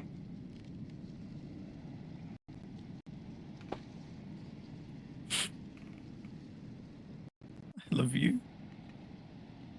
And I think at this point, that would be when the knock from Azalea hits the door. She wasn't that far behind you. Azalea would just quietly speak Charlotte's name, not trying to make her presence too known. She doesn't want to overwhelm Charlotte or anything along those lines. She's very much so trying to be a present fly on the wall, so to speak. Mm-hmm. When you do speak out and she responds, you definitely catch on that like startled nature of her response. But yeah, she obviously you don't say this, but she wipes her eyes with the kind of cloth of her robes, and then is kind of just like, "Oh, Oz, yeah, just you can come in. It's fine. I'm all right." And Azealia would come in and sit right next to Charlotte. If she's on the floor or on like a bench or a bed or something, she would just make herself present next to her. You immediately see the kind of redness in her eyes from what you would assume is post-Tia eyes. And to try to lighten the mood, but also to give Charlotte a little bit of a hard time, Oz would say, "Got a little something on your face, Charlotte," and kind of wipe away around her upper cheekbone to get the soot, the tears, and any dirt makeup might have run down there. You've picked up quite the mixture there on your finger. Sure did, Charlotte. Good to see you, Volpini. Are you, Charlotte? Are you okay? I'm really worried about you. You don't just take off like that. You face things forward and headstrong. So to see you like that, it just made me worried for you. Yeah, I'm sorry you had to see me like that, and it's not like me at all to run away. I don't know. I think everything just kind of surmounted itself in that moment, and it just my emotions just kind of boiled over. I don't know. It started when that whole scene happened on the Isle of Tyrants with the Balguras, and then Illyria went. Bastion didn't get back to me. Edie went, and then I just stupidly put myself and Alithia in danger. That's what the whole lightning bolt thing was. So I just feel like I'm just fucking useless right now. You're not fucking useless, Charlotte Breyer song. Don't ever say that about yourself. I think we're playing with fire here, literally. And when you play with fire, you're bound to get burned. And of course, these hellscapes that we're tapping into are gonna come back somehow. I just want you to be safe when this happens. I understand. Don't think you've ever called me by my full name before, though. I know. I don't think I have, but it feels nice. It made me smile.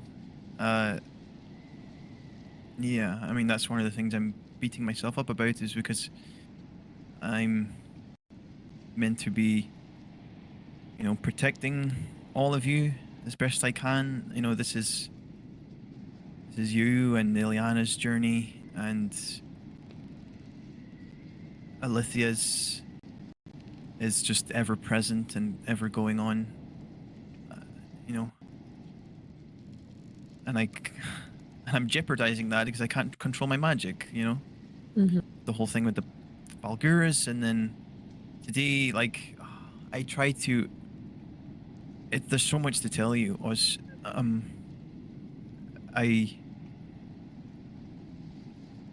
Alithia went into a dreamlike state, and I was able to go along with her thanks to a spell of mine. I saw pretty much everything she was seeing and experiencing.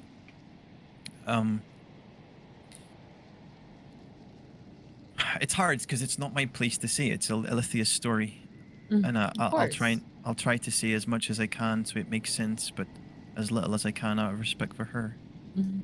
That's her story to tell, but it seems her parents were looking for something, and from brief details that I got, it sounded like, well, no. When we found Alithia on the atoll, she was on a ship going to Imbar because she was trying to get the Sunholt, which is where Cardea's from, and the reason she was going there was because she was trying to find something Cardea's mum had. We don't really know what it is, but I've got my own assumptions.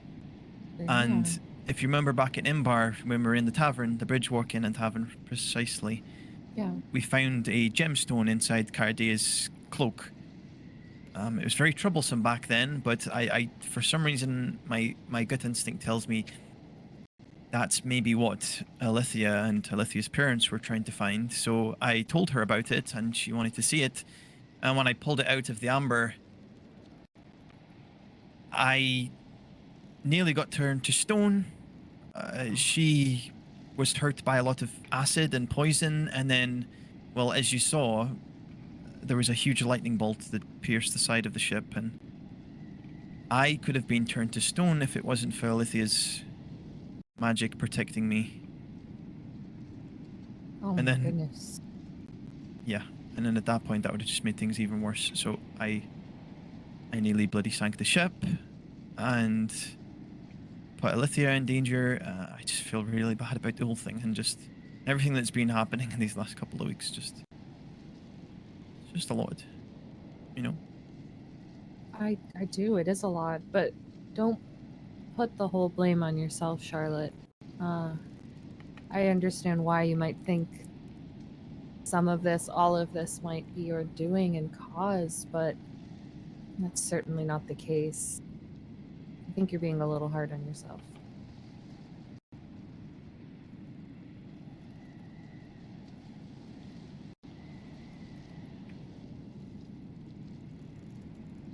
I don't know. Maybe.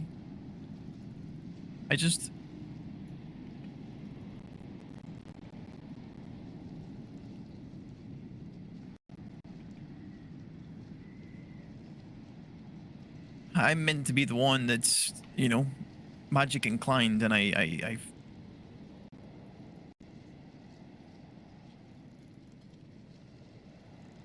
just didn't handle that situation properly. I mean, we're all magic inclined or can wield a weapon, and sometimes we don't hit our mark, Charlotte. It happens. Is there something else that is going on?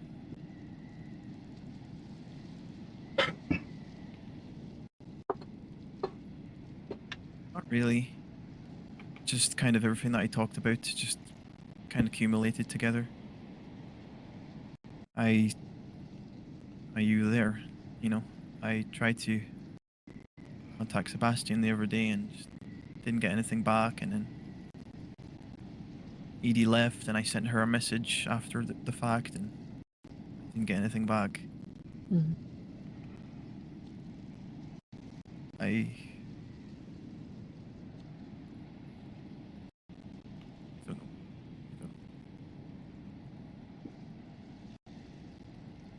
Yeah, you can feel a little lonely after a while, and I mean, after the last, I don't know how many people have left at this point, after all these people have come and gone, I mean, it leaves you jaded, it leaves you scarred. I mean, I know what you're going through.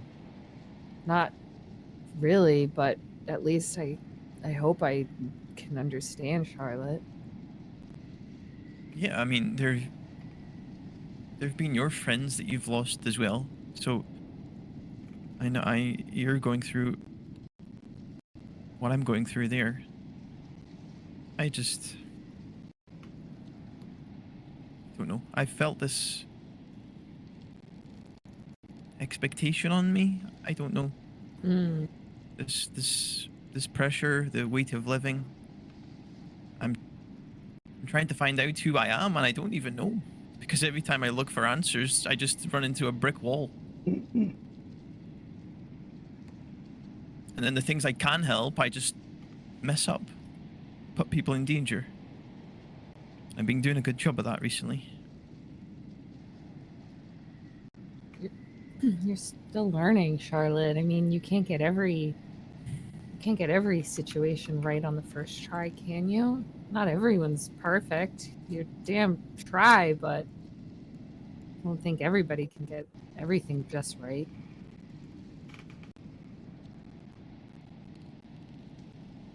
You're right. I don't know. I just don't want to be a burden because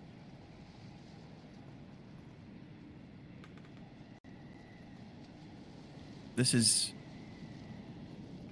your expedition, and I need to be strong for you, and I need to be a good wizard and a good, well, girlfriend, I suppose, as well.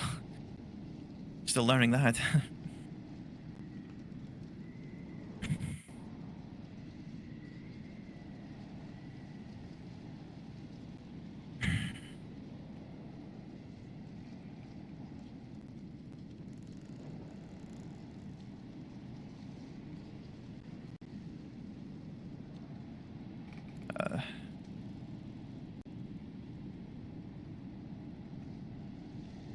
I don't know. I don't know what else to see. I'm just going through it a little bit. Feels a bit selfish.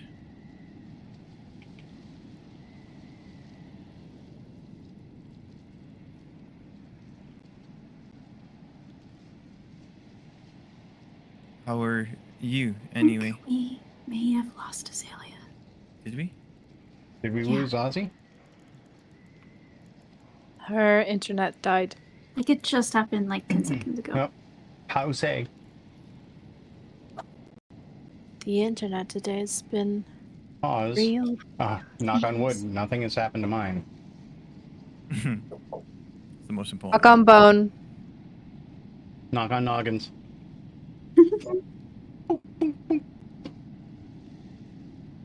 Let's give Caitlin a minute to come back. Internet, why are you so disruptive?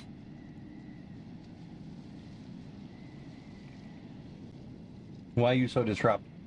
Yeah, give it a second. She doesn't come back. We're gonna jump over to Casper. Casper and Lee. Casper is next. You guys think you know what's gonna happen, but you never know. You never know what's gonna happen. No, I You definitely never do not know. know what's going to happen. I do know that Yeah. Casper is kind of crazy. He's a wild card. Yes. Let me see.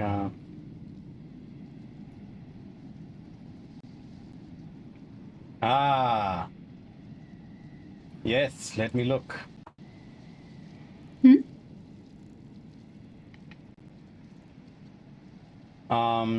Prometheus played a card. Because Prometheus has a small collection of cards. Indeed.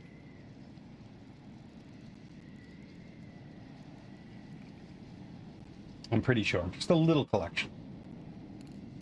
Let's see. All right.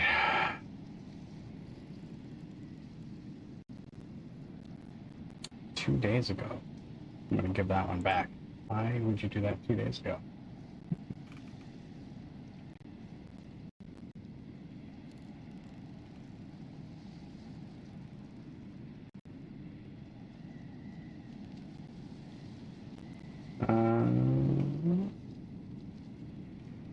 Prometheus. I'm just catching up here. Okay, so you have here while we wait for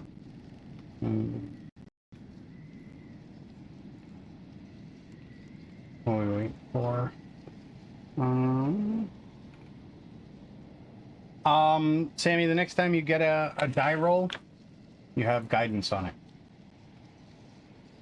Roger that. So keep that in mind. Caution's not needed. Prometheus, for you get the Templeton Twirl.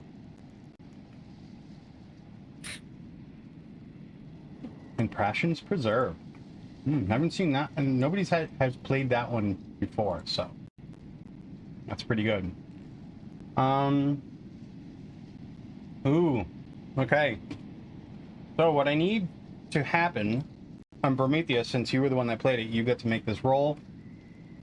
You need to roll a D12, so exclamation point D12.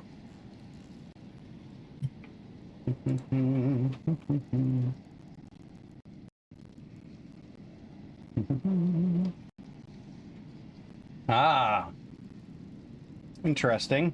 So Prometheus played the card Passion's Preserve, and it gives him an immediate roll to see which Passion Moon is currently in charge, which I think is kind of interesting, considering that you guys are all sus about people.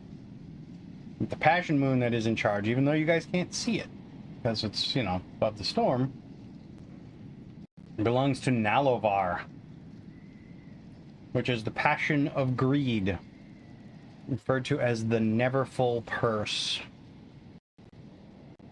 Very common symbol for people to use is a depiction of a coin pouch with coins going in, but it has a cut in the bottom of it and coins coming out.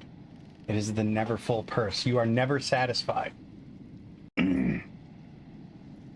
So that is who is governing the skies right now for this month. So, yep, that's who's doing it. And welcome back, Caitlin. Thank you. Yeah, my internet died. I apologize. Don't apologize. Shit Not happens. great timing. No. Yeah, I will agree. It was not great timing. Because you were in the middle of a scene, but... Yeah. But go ahead. Continue where you were. The last thing that I was saying, I don't know where it cut off, but I was saying with the information that Auzelia has, or with the information that Caitlin has from Matt about Charlotte and what that scene is feeling, she's feeling a little bit more at ease and isn't necessarily going to pry with like direct questions at the moment, but she's still kind of taking it into account, very aware, and paying attention to Charlotte's like words, actions, behaviors, out of concern, but also out of curiosity. It's a good way to put it.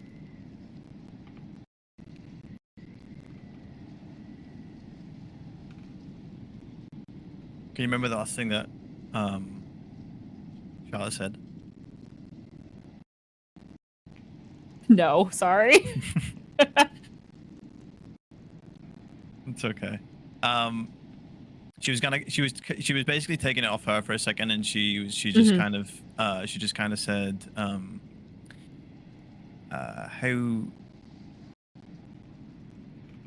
how are you feeling being out here? And you know, I think this was you know, this trip was coming for a long time. It took a while to get here, but now we're here.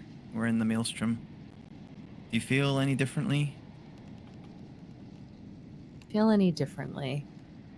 I feel extremely nervous for the unknown. So I don't think that's changed much, but I feel concerned for my friends and their safety so far. Well, I think this is a necessary trip. There's a lot of creatures, a lot of bad people, a lot of pirates on the horizon, and it makes me concerned for your well-being and our friends' well-being, Charlotte. You never want the people you care about the most to put themselves in danger because you asked for help. Not something anybody ever wants to do.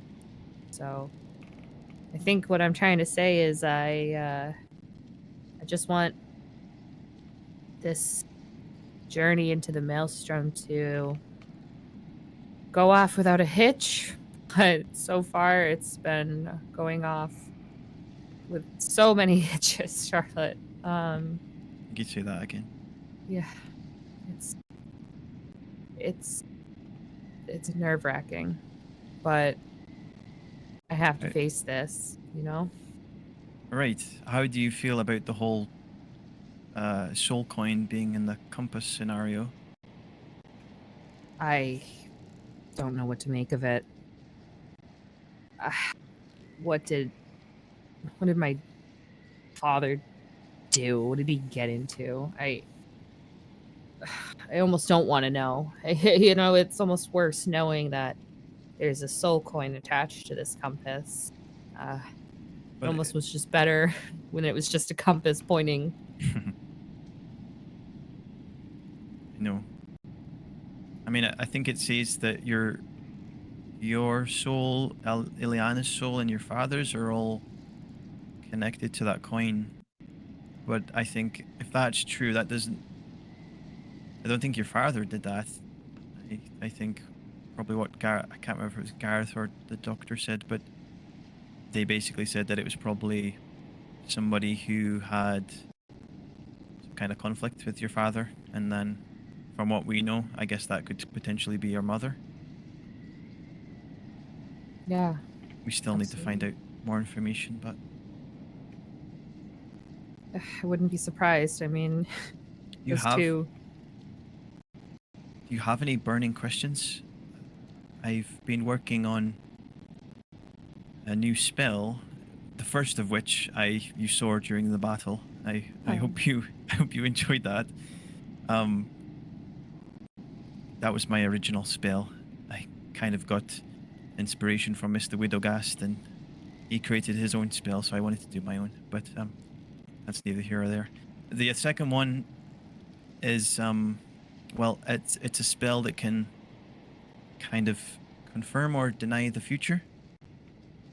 I can reach out. It's normally a very religious spell, and normally the user would reach out to their deity, and they would get guidance from that deity.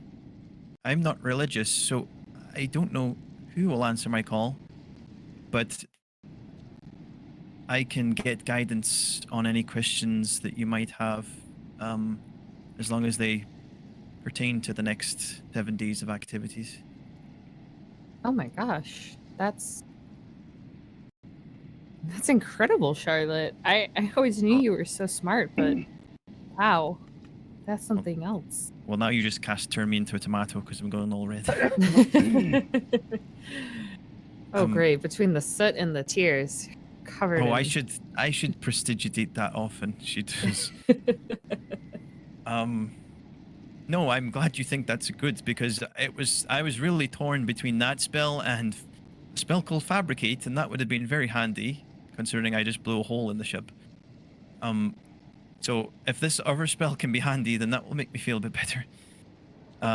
So yeah, and I'm sure you've got burning questions, but let me just check my notes a second. She pulls out the spell book and she starts checking the notes.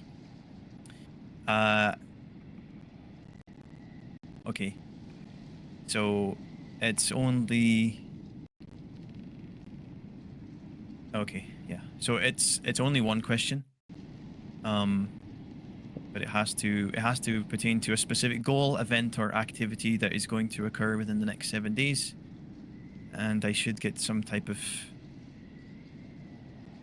sign, omen that would confirm, deny, or.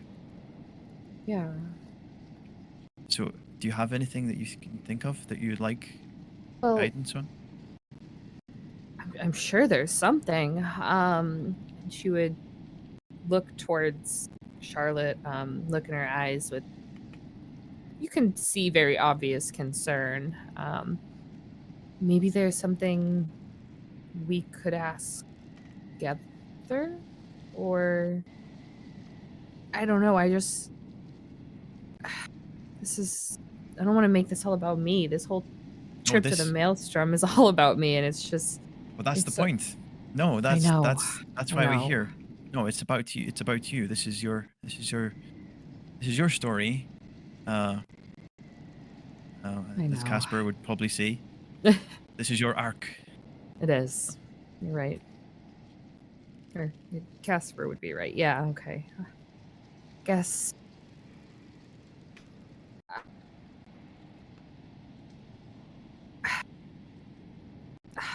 There's a few things I want to know. It's a matter of priority. I Well, want to know. So this spell is very taxing. I need certain components. I can't just use my arcane focus for this.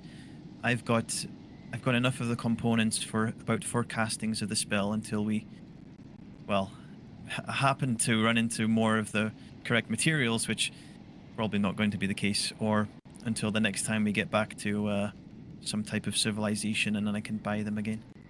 So Okay. I've got 4 castings, and basically that's 4 questions. Okay. Well, 4 questions it is. But we don't need to use them all now. Yeah, no, But- I don't want to. No, but we should come up with something important to find out. Even if it scares me. Yeah, well, And- what is the main thing you want from this? To talk to your father face to face? I don't even know what I will say to him if I do see him, Charlotte. So I guess I should find out if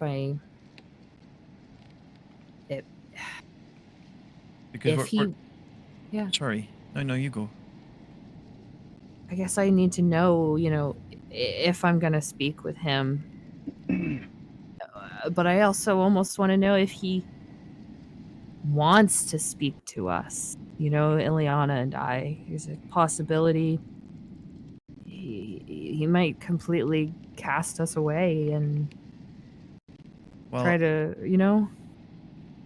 Maybe. My gut feeling tells me that's not the case, and if it is, I think he's made it very apparent how he feels about the both of you, and I think at that point, as harrowing as it may be, is probably the indication that you need to just leave him alone, because at the end of the day, if that's what he does, then he doesn't deserve the two of you. Because you're both very special. You're right. Okay. But hopefully this compass is, leading us to him. So I don't know if we need to ask for directions per se. I think that's a good place to start then. Yeah, maybe find out if we're at least headed in the right direction. So maybe if we follow this compass, will it take us to your father? Do you know your father's first name again? Yeah, Rutherford. Rutherford Nightwind, right? Yes. Yeah. Okay. So yeah, I could ask if we keep following this compass, will it take us to Rutherford Nightwind? Does that sound like a question you would ask? Or Yeah. does that sound like a waste? No, we don't. You're right. We don't have the right answer to that. I mean, sure, we have the soul coin attached, but we don't know if it's cursed, possessed. We don't know who put it there. I mean, there's so many unknown factors. We don't know who we're playing with. Right. And I can't really ask it is the soul coin your mother's doing, because that's not really tied to an event that's happening within the next 7 days. Correct. Yeah. So We've got to be Yeah. very meticulous about how we ask this. We don't I need to think ask it you're now, right. but if you want to think about it, we can come back to it. It's up to you. Yeah, I think we should ask it before the day's done. If you have the energy, Charlotte. I mean, is that something you can do? Yeah, it's just a ritual. Okay. So it'll take about 10, 11 minutes or so. There's things I need to set up, but you can absolutely be here with me. Yeah, sure. And We'll do it together. this would pique Azalea's interest in something that she's maybe hasn't necessarily done before, with anybody, or specifically with Charlotte too.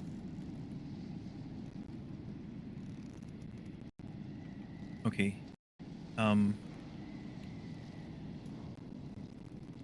So Charlotte would kind of unlatch her component pouch, and you see she pulls out these. It's like a mixture of different plants and like foliage, I guess. And you see she pulls out some grounded thorns, spring blossoms off a briar bush, and powdered bluebells. And at this point, I imagine the two of them are maybe cross-legged, kind of staring at each other, and she's just kind of meticulously placing this combination of flowers and flora kind of around the two of you, with, I would imagine, her grimoire is opened on the spell page. You'll be able to see that it says divination, which is the name of the spell. And the grimoire is kind of glowing as she is tracing these kind of arcane sigils with her fingers, and the verbal components of the spell, the ritual, are also like leaving her mouth at the same time. Unless Matt has anything to add, that probably ends, and then she maybe takes your hands in hers and just says, "The spell is pretty much ready. We just need to. Well, I just need to finalize it with the question. I don't know what's going to happen. I've never done this before. It's new. Spell is this, by the way? This is divination. Like straight up just the spell. Yep.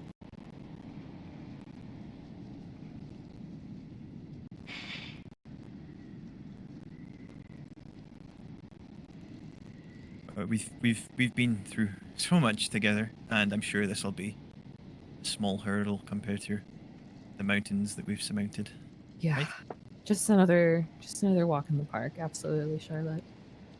Exactly. So, have you settled on what you want to ask? Yeah, I think I first and foremost just want to know is, will we speak to my dad in the next 7 days? Will we speak to you? Okay. Yeah. Okay. I've got that. It's definitely what you want? I think so, Charlotte. Yeah, and you can hear that hesitation where, like, even Azealia doesn't believe herself and saying yes, I'm sure, but she's trying to convince herself that she's sure. Yeah. All right. She kind of steadies for a moment. Her eyes close, and she just kind of focuses her breathing. And I think what she channels in that moment is maybe just visions of the Feywild, the people that taught her, Sebastian, Alhalandra, and then finally the only visage of her father that she knows through the portrait that she's got of him. And she said, and she'll say,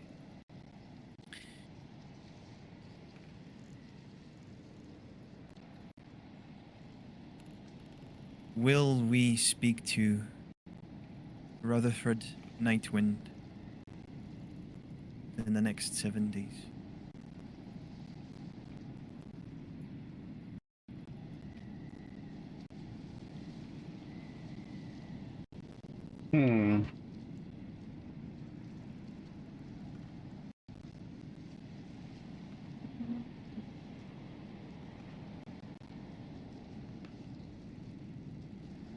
And you said his name?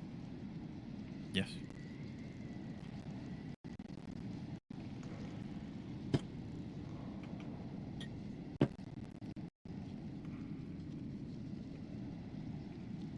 loud peal of thunder Cool. suddenly interrupts the the overall, just ambiance of this tempest. And on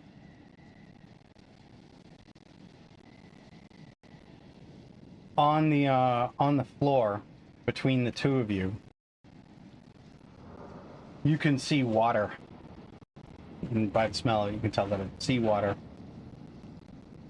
Begins seeping up through the cracks in the boards. The splits between the boards. And when enough of the water has gathered, you can see it actually starts to flow, and against the movement of the boat and gravity and things like that, and it ends up spelling out the word yes. Ooh.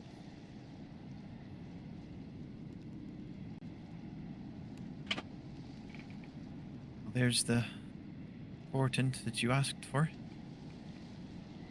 Looked like a yes to me, right? Looks like a yes to me. Yeah. Wow. Well, Oh. that settles At least- that. Yeah, at least you know now that it's not a wasted journey, and there is Yeah. fruit to bear from this tree. Yeah.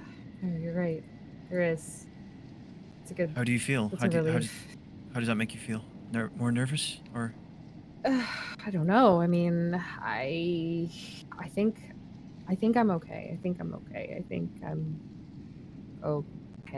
And you hear it kind of trail, and she's nervous. I mean, this is the potentially first time she'll ever come in. This will be the first time she's ever come in contact with her father as she can remember. You're sitting there. You're sitting, cross-legged, right? Across from each other. Mm-hmm. Suddenly gets cold between you. And you hear the faint crackling of ice, and you look down, you can see that where there was the yes has now spread back into a pool of water that is rapidly freezing between the two of you.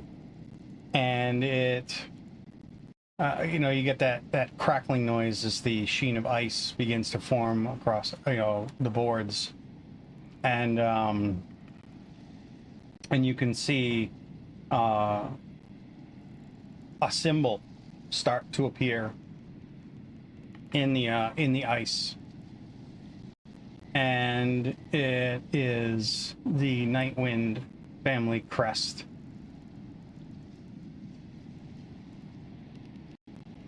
Which then starts to shift once again as it forms, in the center of the family crest. The symbol turns to that of an alien-looking skull, and stretching out from the ice, you can see what look like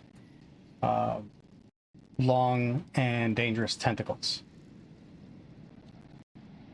which then, almost as quickly as it formed, just evaporates and the floor is dry once again.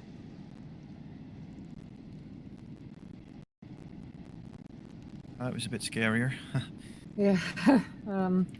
Well, it was our family symbol with a little more of a twist to it. Yeah, a little bit of sauce. Foreshadowing, maybe. Do you know what that skull was? Oh, I don't. Maybe it's related to the soul coin somehow, or the family bloodline is tainted. I don't know.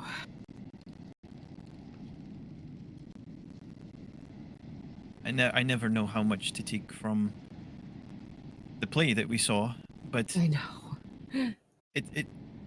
it seemed like your father had made a deal with a kraken, right? Do you remember that? Yeah, I do. Maybe he keep our mother at bay, keep or my mother at bay, and keep Ileana safe. Maybe I don't know. It could be anything.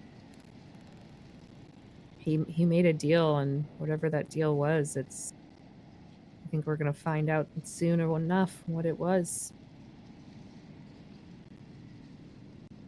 The thing that's kind of perplexing me is that soul coins are related to devils, and I don't know how that ties in with your story, Oz, because I mean, even right now, there's been no ties devils in your story. It's just been the sea and the storms and the kraken. I don't know. I don't know how that ties in. I mean, my father is a right bastard. I wouldn't be surprised if he made a deal with the devil, literally. Well, he was drowning in that play. And the kraken came to him, and he maybe sold his soul to the kraken, but I don't understand how the soul coin gets involved there. Either, but Is there something like theory I have. Is there anything else you want to ask in the moment? I can sprinkle some more. The flowers and such. I'm not sure I'm ready for another question just yet. That's fair. But that's maybe fair. soon. Maybe soon, yeah. Yeah, let's get some more answers and information and then use that for another question, right? Let's keep building on it. Yeah, exactly. That's what I think's best, yeah. Okay.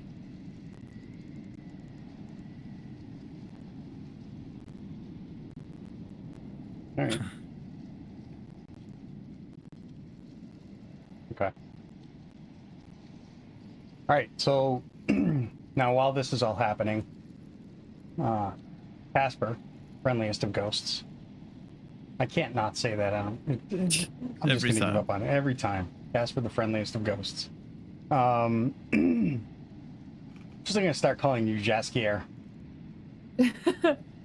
But you headed off down the hallway towards where you know that, well, where you were told Liliandra was.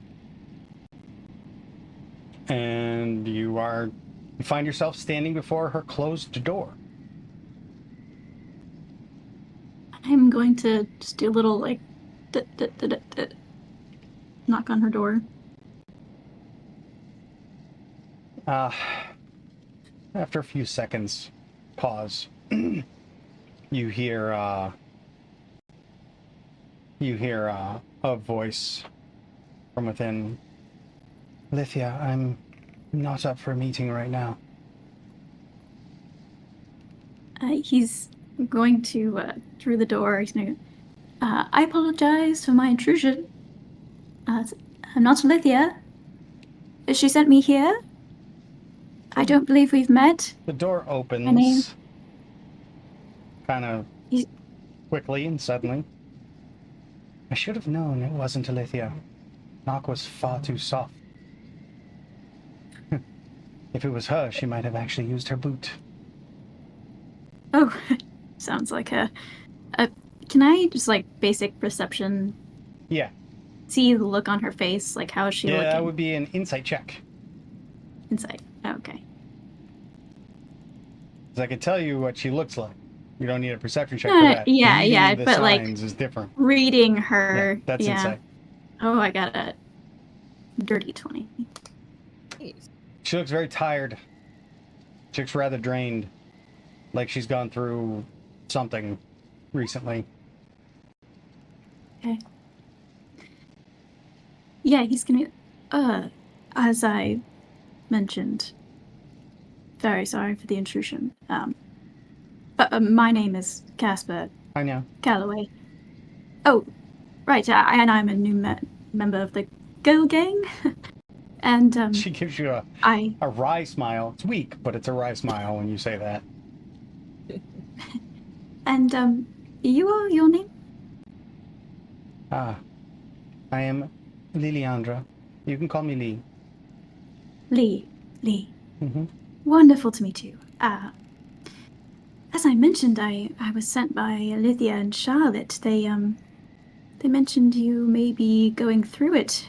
I know we've only just met, but just know that I can lend an ear if you ever need to pull your heart out. I see you just look a bit, gorgeous, really, but you look like you've been through it, as I mentioned. She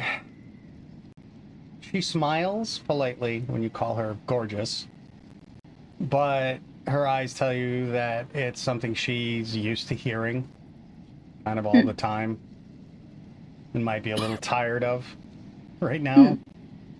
Why don't you come in? So we're not standing here in the doorway. It's impolite. Yeah, he'll come in. Sit. There's a chair. Yeah, he'll sit down. Okay. She hops up onto the hammock that's strung across the other side of the room.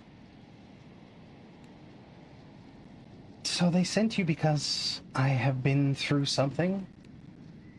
Well, What did they told me think what you could they do told me for what happened. So they said that you might need some companionship and ear to speak to. She shakes her head, as if knowing something, like you can get that look of realization on her face. Alithia. I think they sent you to me for a very specific reason. To help you talk through what happened?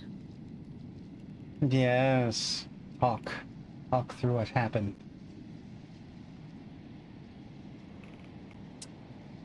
Are you going to speak? It's fine, you can take your time. I know Alithia, she can be such a brute at times. She's actually quite gentle when she wants to be. Oh. You speak from personal experience? You could say that, yes. Ah, yes, she mentioned that.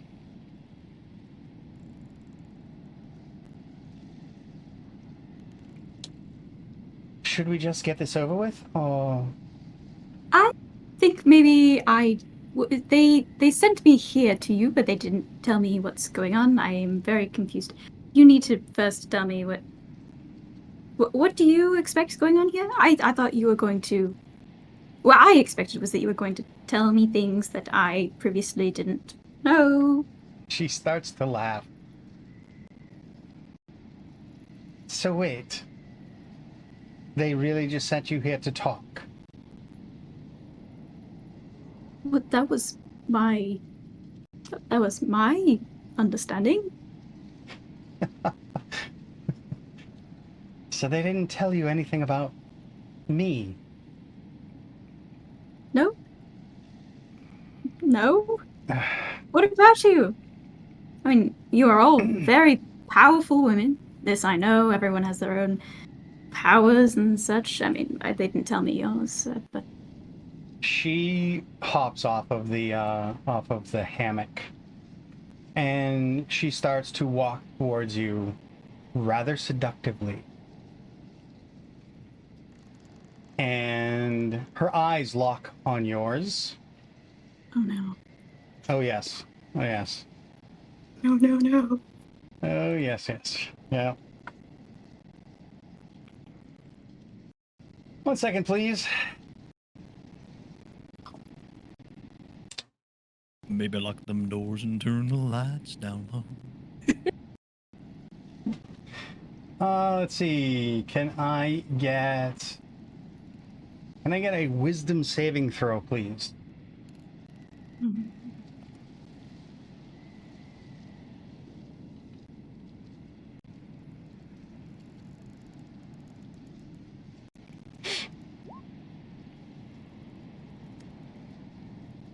So her eyes begin to kind of take on a rather ethereal hue, almost as if they have a glow coming from within.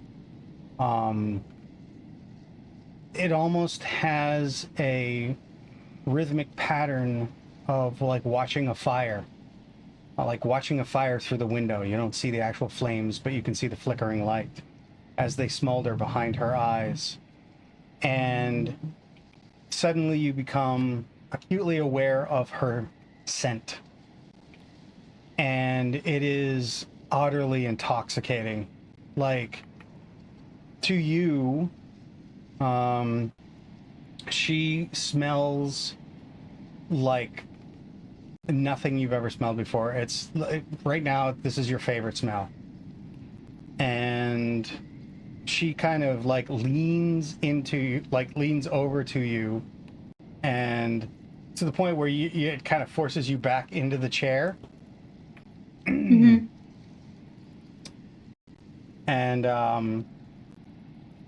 And she leans over, like it almost looks like she's about to kiss you. And she just brushes past your lips, your cheek, leans into your ear, and just goes, "I'm a succubus." And she like pulls back, and the light goes out in her eyes, and you can kind of feel your faculties return. Like you were infatuated. You would do anything for this woman. And she goes back and sits back down in the hammock and just kind of rocking there slightly, looking at you across the room. "Now you understand why I thought they sent you to me." Oh, they sent you to me. Or they sent me to you. Sorry. I need to... and he goes to get up, and he's gonna kind of stumble a bit and almost fall and kind of catch himself. He's like, I've mentioned I don't mess with that sort of thing.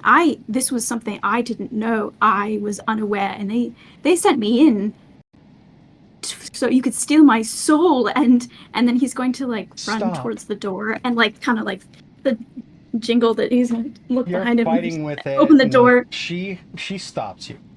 She comes over and she just puts her hand on your hand on the doorknob. "Stop. Sit." Yeah, why? So you can look into my eyes and steal my soul until I'm nothing but a husk of a body? I think I'm fine. First and I've foremost, sir, I've heard stories there are about worse ways your to kind. die. Worst Secondly, way. I have no designs on killing you in any way, shape, or form. I was merely making a point. You know, I've heard tales that succubuses like you, they'll steal your heart, and if you let them in, if you don't let them, they'll curse you for your good sense, and with your sugared words and your honeyed kisses, and I've heard about you. I can't do this. That is all very valid. That is what my kind would do. But I am no longer what they are. And honestly, I'm not quite sure what I am right now, except a friend. Right. But the nature of what I am will never change. While I have no desire to drain you dry and leave you as a desiccated husk on the deck of this ship, I am still what I am and must feed the way my kind feed. Which is why I thought, well, it's what I thought they sent you for. Because yes, I am drained at the moment, and am going to need to feed eventually. Well, I appreciate your words. I want to believe you.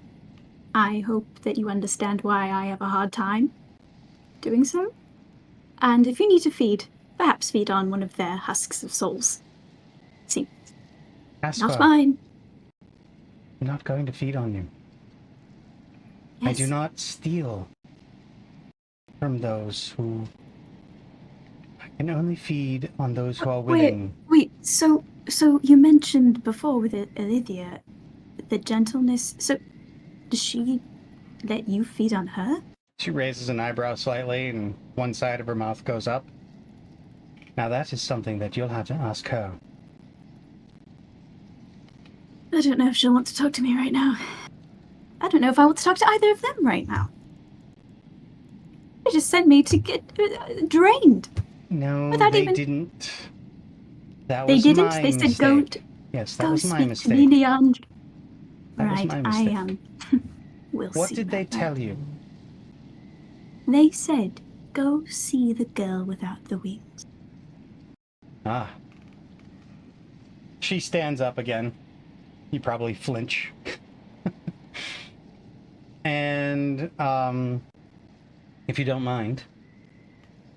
And she takes off her shirt, completely bare, and turns around and shows you her back. And you can see lining her shoulder blades, traveling, up and down, these two jagged scars that they're odd in that they're jagged and scarred, but they also have what look like little runes. Like part of the scars, there's like runic letters along the edges. Do you speak Infernal? Then you don't know what they are. Actually, let me see something real quick. Actually, no, I don't think I'm at that level. Mm-hmm. With bards. Yeah, he's gonna walk up and touch the runes and the scars, and he's gonna. You touch her back, and you can see she visibly, physically shivers and takes in a sharp breath. And she kind of steps away, takes a half step away. He's gonna say, what does it say? What does it mean? First of all, I must warn you, Casper.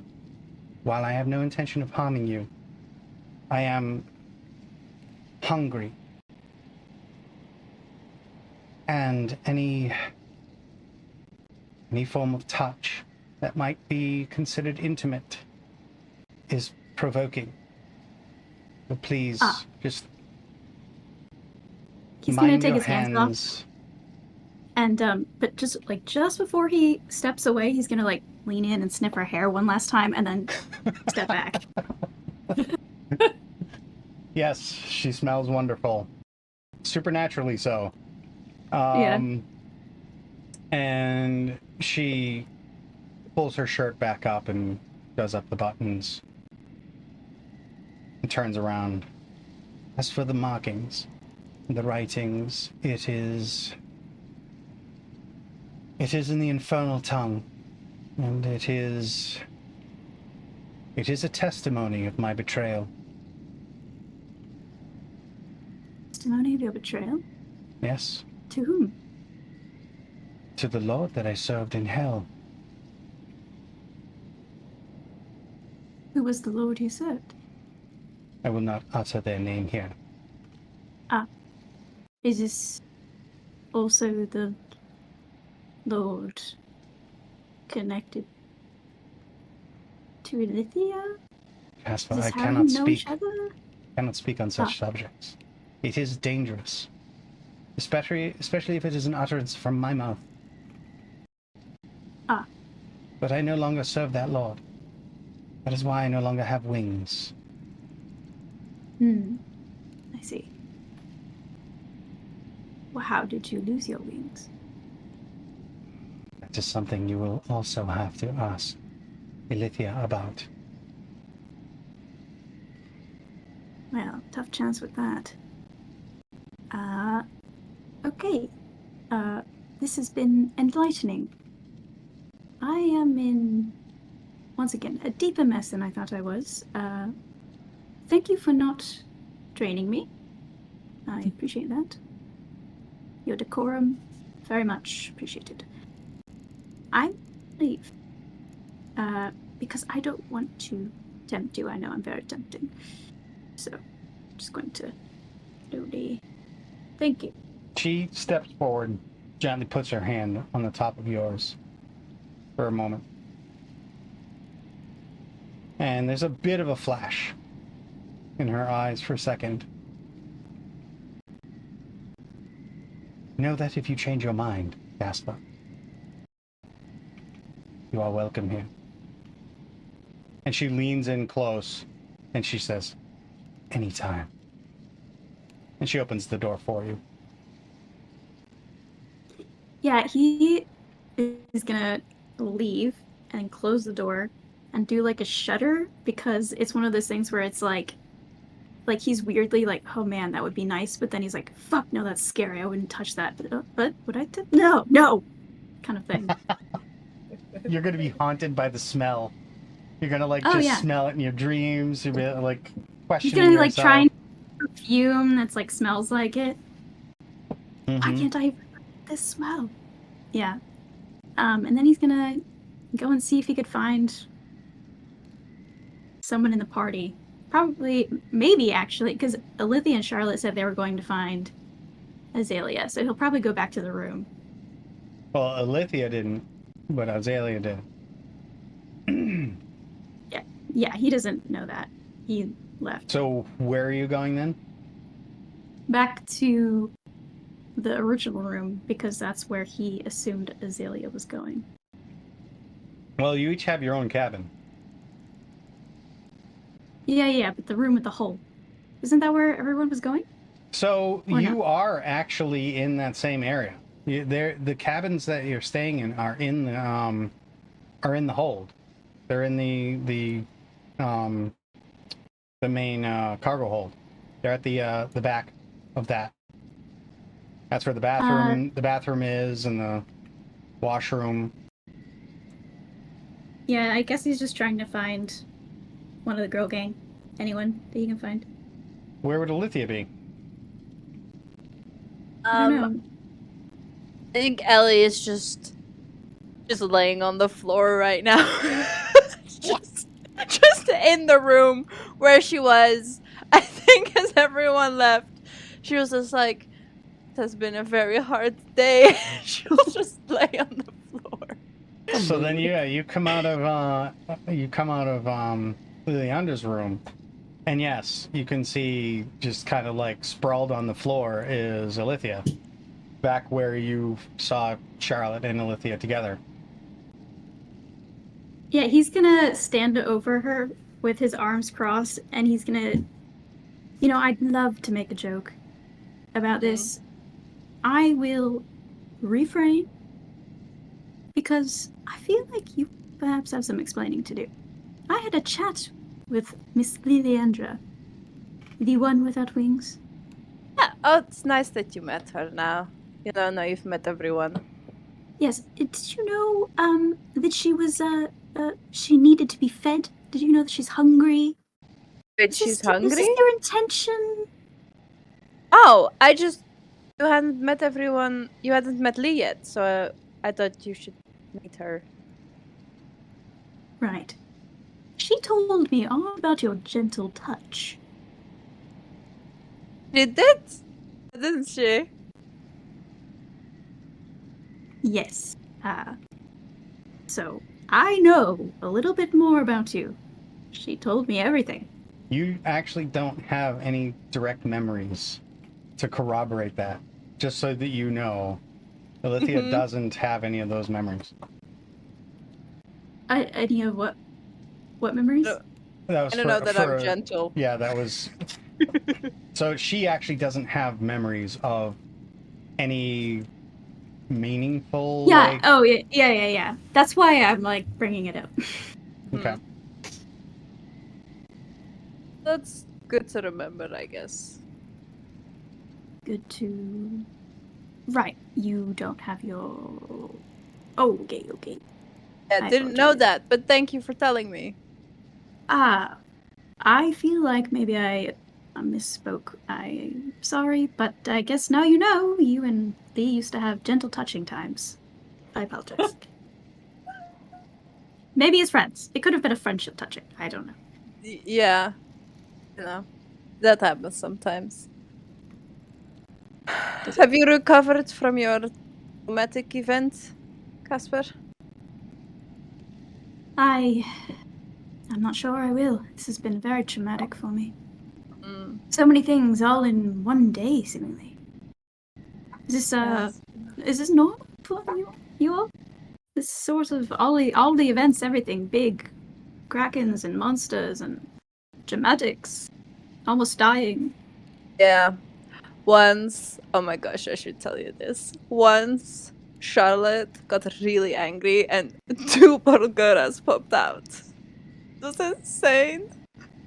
Two ball girls popped out of thin air. Like out of her spell book, and it was just like, it was crazy. How mad was Charlotte? Like on a scale of 1 to 10, like 1 being like how mad I made her today, and 10 being like Valgura. Well, I think you were like on a solid 6. You insulted her intelligence. That's why I was like, sir, keep your cool, please and thank you. So just So you were just actually protecting me? Is that what you're saying? look. I don't want to fight 2 Borgoras again. You'd fight them for me, thank you. That's what I'm hearing. Well, it's good to know I have somebody on my side. I will kill you if I have to. That's what I like about women. Well, specific women. The ones that would kill me. Mm. Yeah, Did thank you like very much. Lee? Yes, that's another one that would likely kill me, so... Again, love her. Well. Oh, right. Alright, okay. Well, You know that she's a succubus, right? yeah, Do you know what they are? I understand you were missing memories. we kind of met in hell, you know. You know that they're very dangerous. Yeah. They could steal your soul. I already gave my soul away, it's fine. Wait. You already gave away your soul. You currently do not have a soul. I think I have a piece of it. Don't know how big that piece is, though. What? Who did you give your soul to and why? Memories, they're a little bit foggy Memories, right, still. memories. Yeah. Memories. But you are not evil?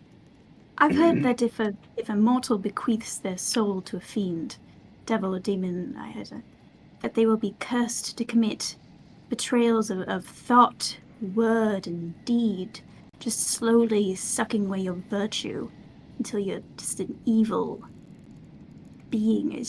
But you don't seem that way. I don't know if I am evil. Could be. I haven't killed any of the party members yet, so yes, that's good. Well, we don't need to have a first, so maybe we just keep it that way.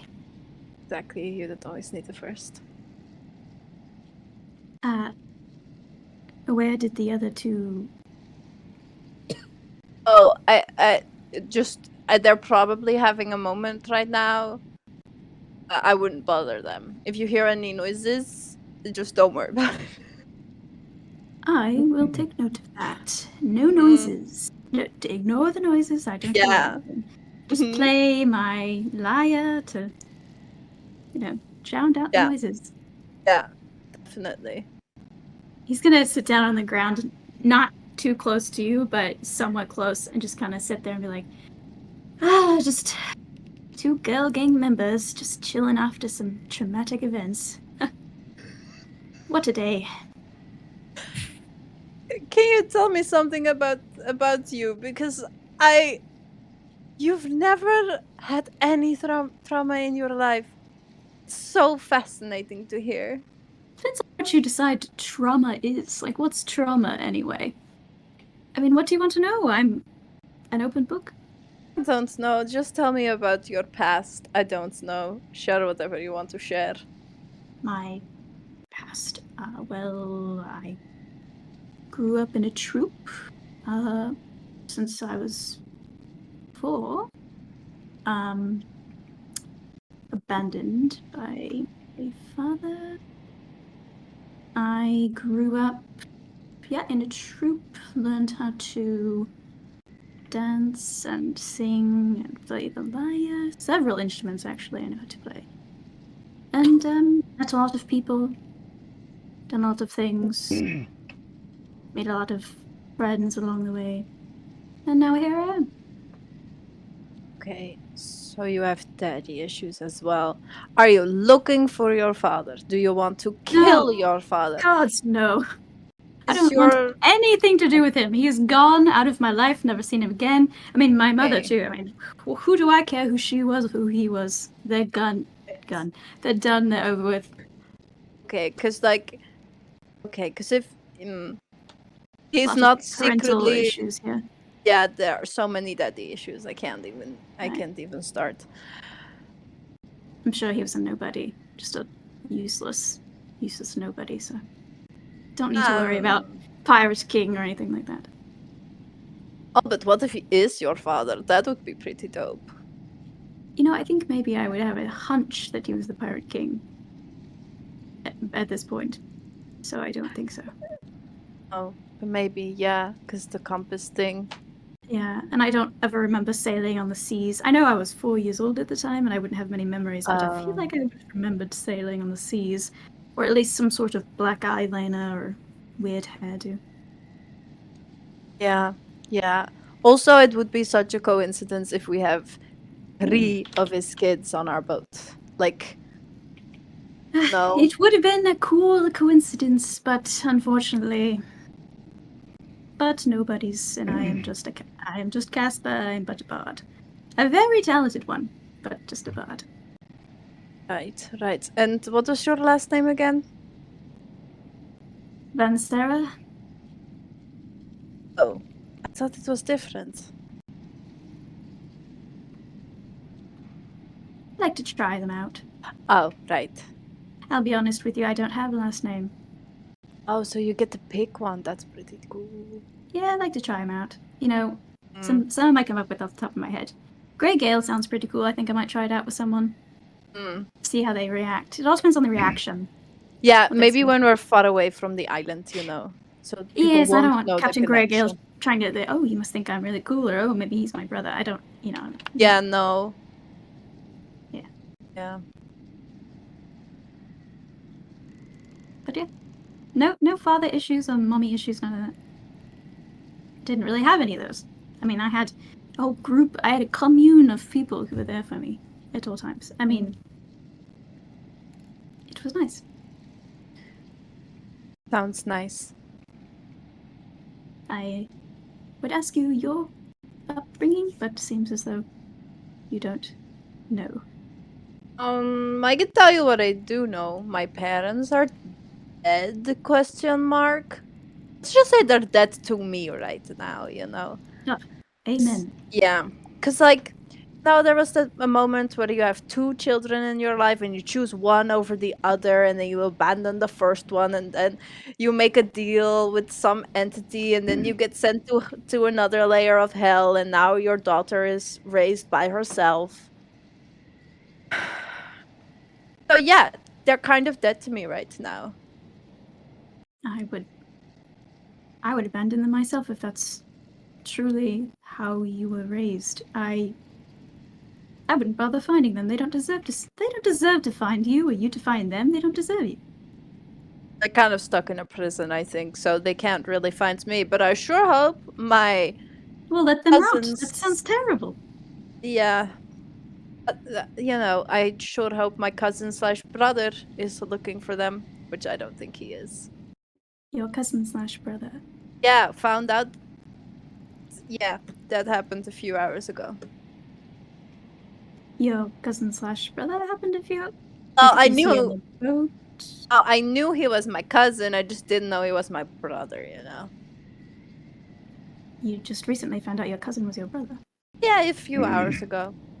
Well, I was tripping balls. I feel like I still have some effect going on right now. So that's what was going on when we were. I see. So yeah. Wait, what are you doing here on this boat? So I mean this in the sense of like, how did you find the Gale gang? I was on the ship went down, then I was stranded on an island for a second, then the girls found me, then we went to a different island because their boat was also fucked. Don't go on boats. I don't know why I'm on this boat right now. I don't trust boats. Then we went to an island, then we met this really pretty girl. Don't worry about it. And then she left. And then we left the island, and then she got kidnapped by a herringon. Here we go.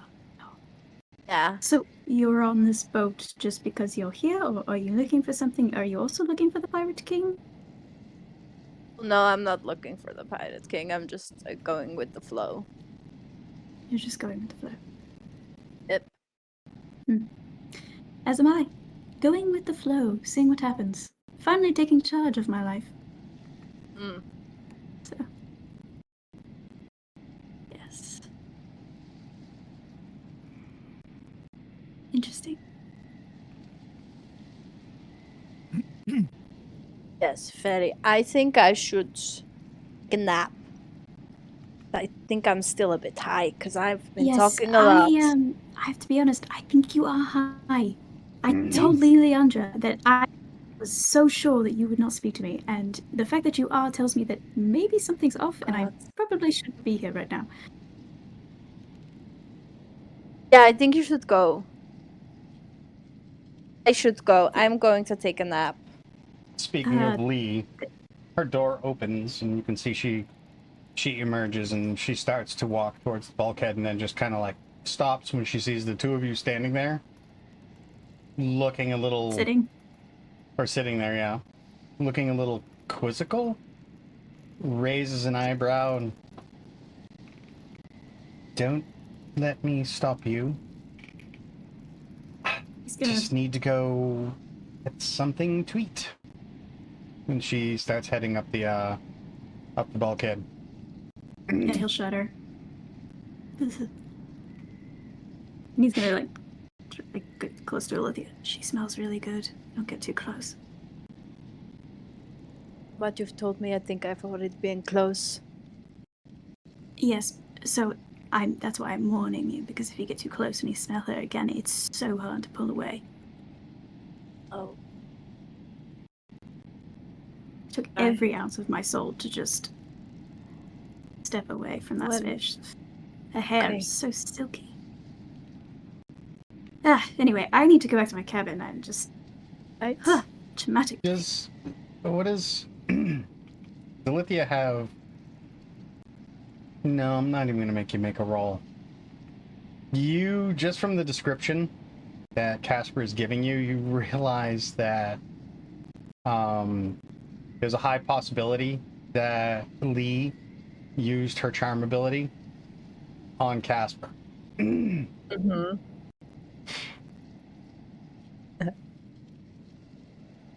Oh dear, Casper. She'll stand up and kind of pat you on the head. He's gonna be very, surprised by this. He was like, what? What's wrong? What's going on? That you wouldn't... Is there something going on? You would never have done that if something wasn't going on. I'm gonna take a nap. I'm just gonna giggle and keep walking. I'm just gonna take a nap.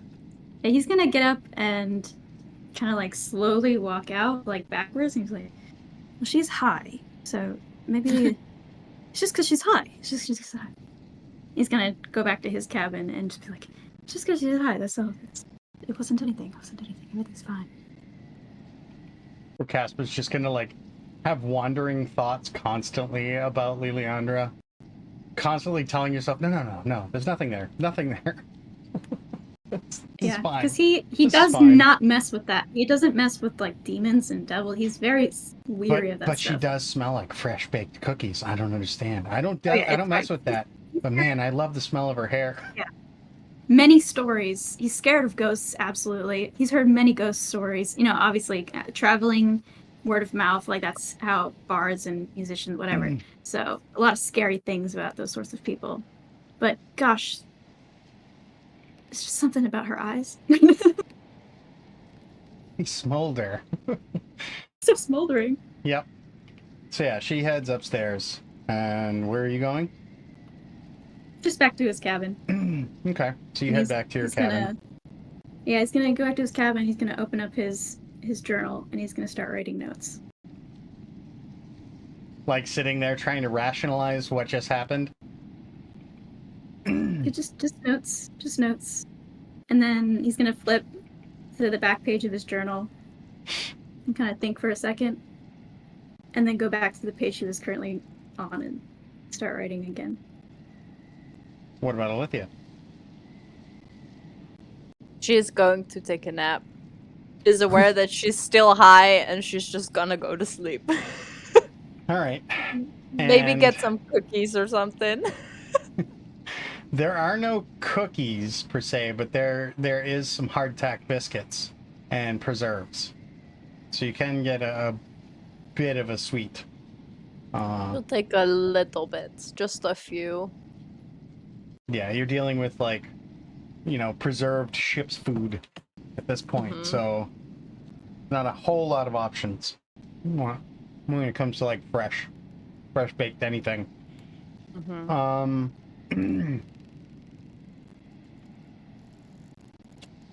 But then you actually go back to your room and take a nap. Okay. What is Azalea and Charlotte doing? I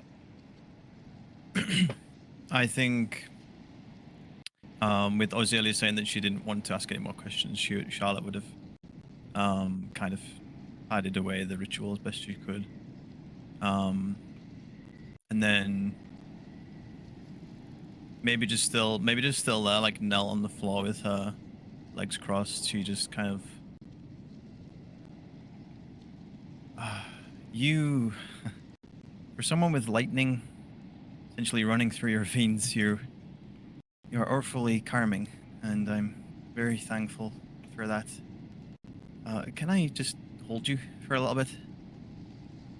Yeah, Charlotte, come here. And Azalea would stretch out and make her body language a little more comfortable for the two of them.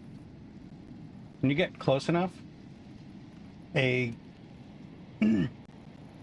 almost painful bolt of electricity, static electricity, crosses the space between you as you get close enough. A little bit of a like loud enough that it goes bzz.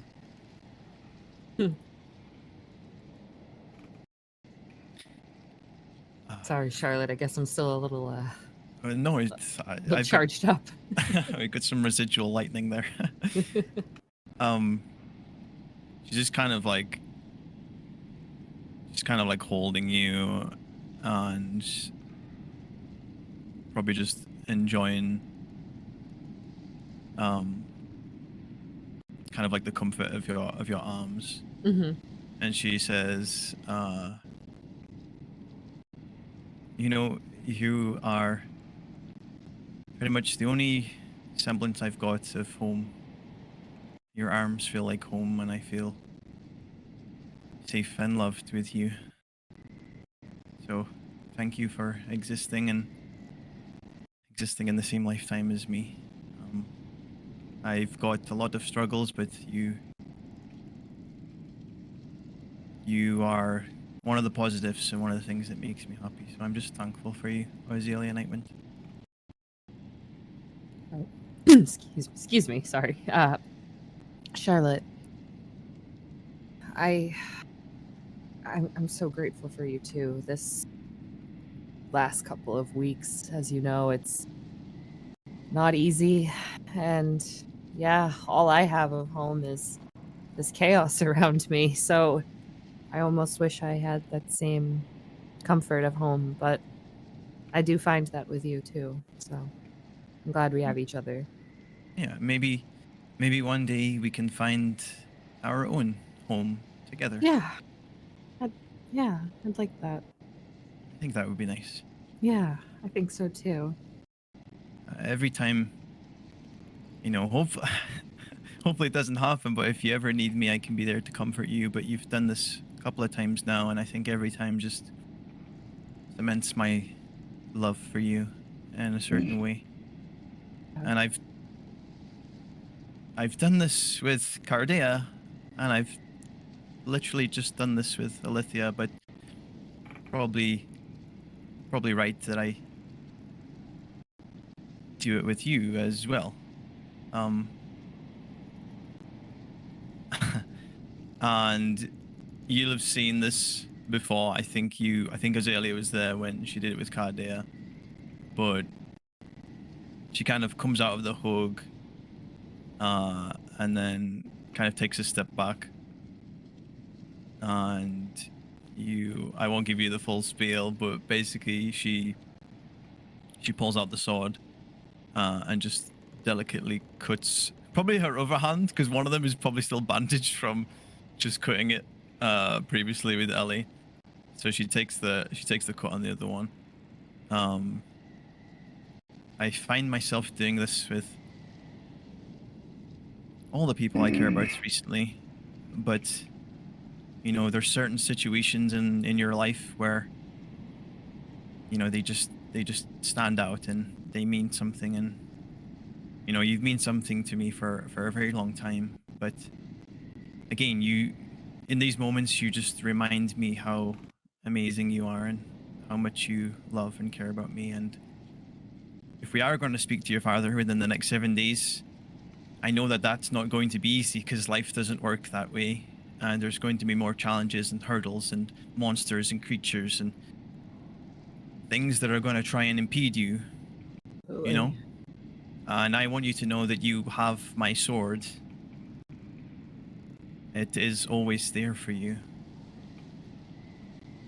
as long as I'm breathing. And she'll just kind of take the hand that's now dripping with the bit of blood and just gesture it towards yours for you to accept or decline this this bond of blood. Yeah, and Tammy, she would accept it, yes. before you go on, can you just do that with somebody else? I've just described to Azalea. I've just told Azalea that I've done it twice now. Yes, but very recently. Very recently, yes. So there's already a cut on your hand that she would see. Yes. I know. I went out my way to describe that. I Okay. said the other hand was bandaged. Yes. Okay.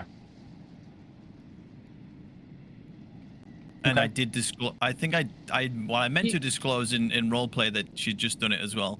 You did. Okay. Continue.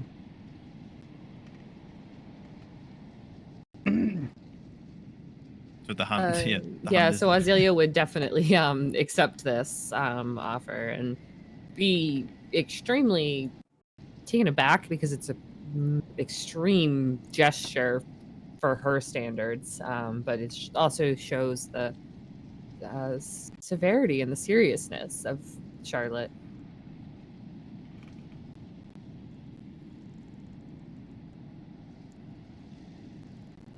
I love you, and I will always do my best to protect you. You too, Charlotte. Thank you. And I don't really know how the spell works, but I would assume they embrace hands at this point, or embrace at some touch at some point after that. Yeah. You feel a burning sensation in your hand, Sammy. Actually, a very painful burning sensation in your hand. You instinctively, pull your hand back, responding to the pain. And you look down at your hand. The wound and the area around it looks cauterized, burned. And your hand is in quite a bit of pain at the moment.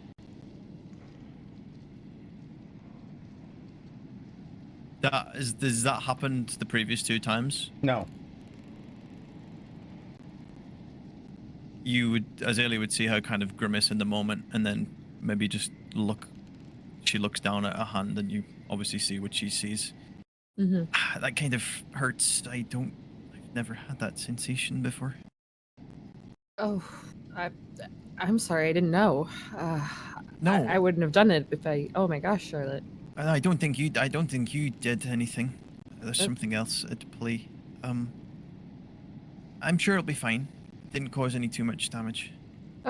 Okay, if you're sure.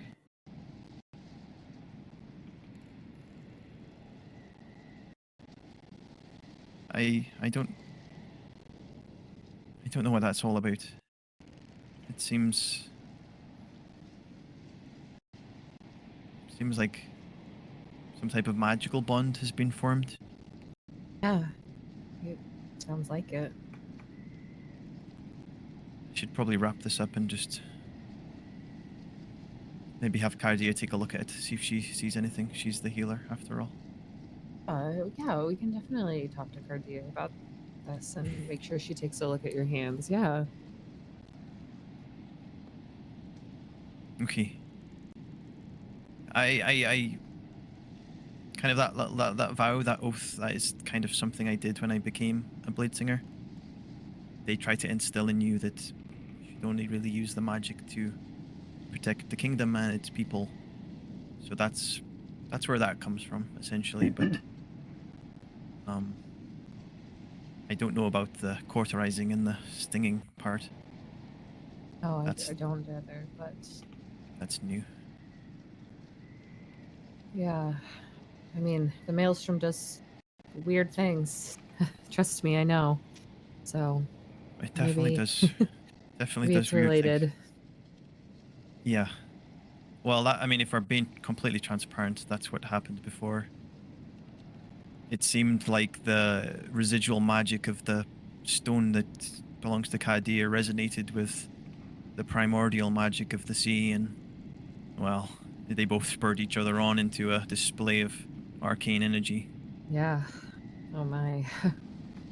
I've got to be careful pulling that back out when we're out at sea. Yeah. We most definitely careful.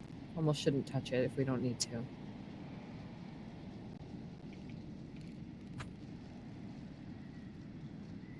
Okay, I think I've got to go and report to the captain and explain what happened before. So that's going to be great. Would you like me to come with you? I mean, I wouldn't say no to moral support. Yeah. I don't know if Gareth might have something to say about that. Yeah. And the truth be told, I can't lie to save my life. I don't think you want to go alone, so I can go with you, Shar. Maybe take some muscle. We'll bring Ellie, and then Yeah. I don't know. He's napping with cookies. Yeah, she's. Yeah, Ellie went through a lot before. I've never Yeah. experienced anything like that before. Yeah. We went to the Nine Hills in some dreamlike state. It was a lot. And it's terrifying. I hope you're okay now. Oh, I am okay. Ellie's the one I'm worried about. Well, yeah, I mean, She pretty scary. learned a lot in that vision. She gave a Yeah. lot in that vision. Oh, poor thing. Yeah, couldn't- I couldn't do anything about it either. I'm it's not my dream to relive, so I wasn't there, but there was information that was brokered. There was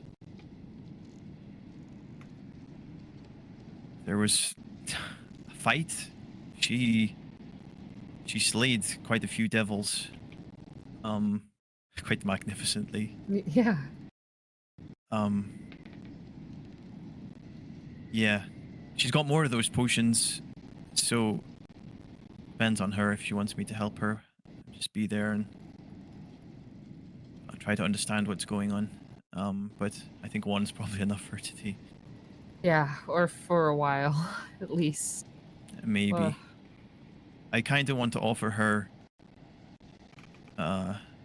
my divination ability like I did with you, but the 7-day thing is kind of hard. Mm-hmm. So if she comes up with anything and she wants to ask something, then we can do it. Oh, I think that sounds right. Yeah.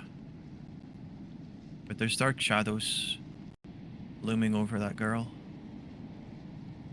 There's dark shadows looming over Lady.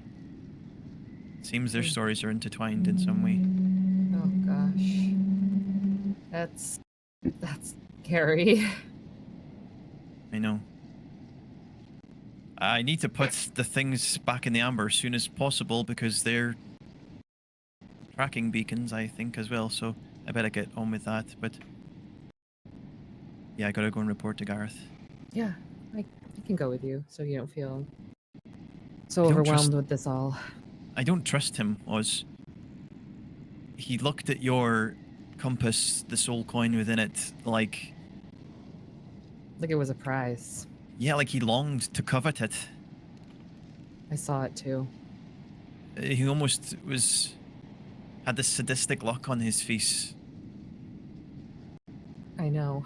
I saw it too, and I thought maybe it's excitement, maybe it's nerves, maybe it's realizing he's dealing with devils, but it could also be sinister towards himself. So I think we I mean- keep our friends close and our enemies closer, Charlotte. No, totally. I mean, I guess on this topic, what do we think about Casper? Do we trust him? While Casper is very aloof, I do think I trust them. I think I haven't gotten to know them well enough to not trust them. So, what do you think, Charlotte? I mean, that first day I met him, I found out he sabotaged the ship. Eliana wanted to chuck him overboard, but I was like, no, let's give him a chance. Yeah, I think I'm still on that train, but I'm just wary of the people that we bring into our life. You know, there's assassins Oh, after yeah. us. There's nothing that I know concretely that to say he isn't a member of the Tears of Agrasis. You know, I can't look you in the eyes and tell you that he's definitely not. I know. can't- I can't look you in the eyes and tell you he's not working for your father or your mother, or he's not some devil in disguise looking to get closer to Alithia. I know. We just don't know, unfortunately. And all we can do is just be smart, be safe, protect ourselves, and not getting too deep, I guess, but I think we're already in too deep. There's a song there somewhere. I've got this vision of these men just jumping off a diving board. It's very strange. But yes, I think if he does cross the line, Alithia will see to that. I think so. But hopefully it doesn't come to that. The Yeah. last thing we need is betrayal. Yeah, no, we don't need any more mystery.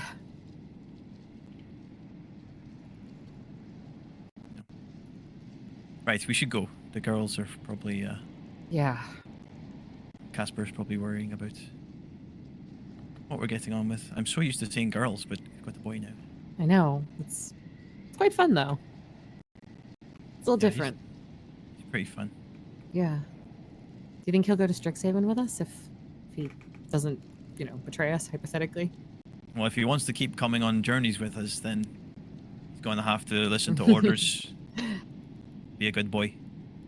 I guess you're right.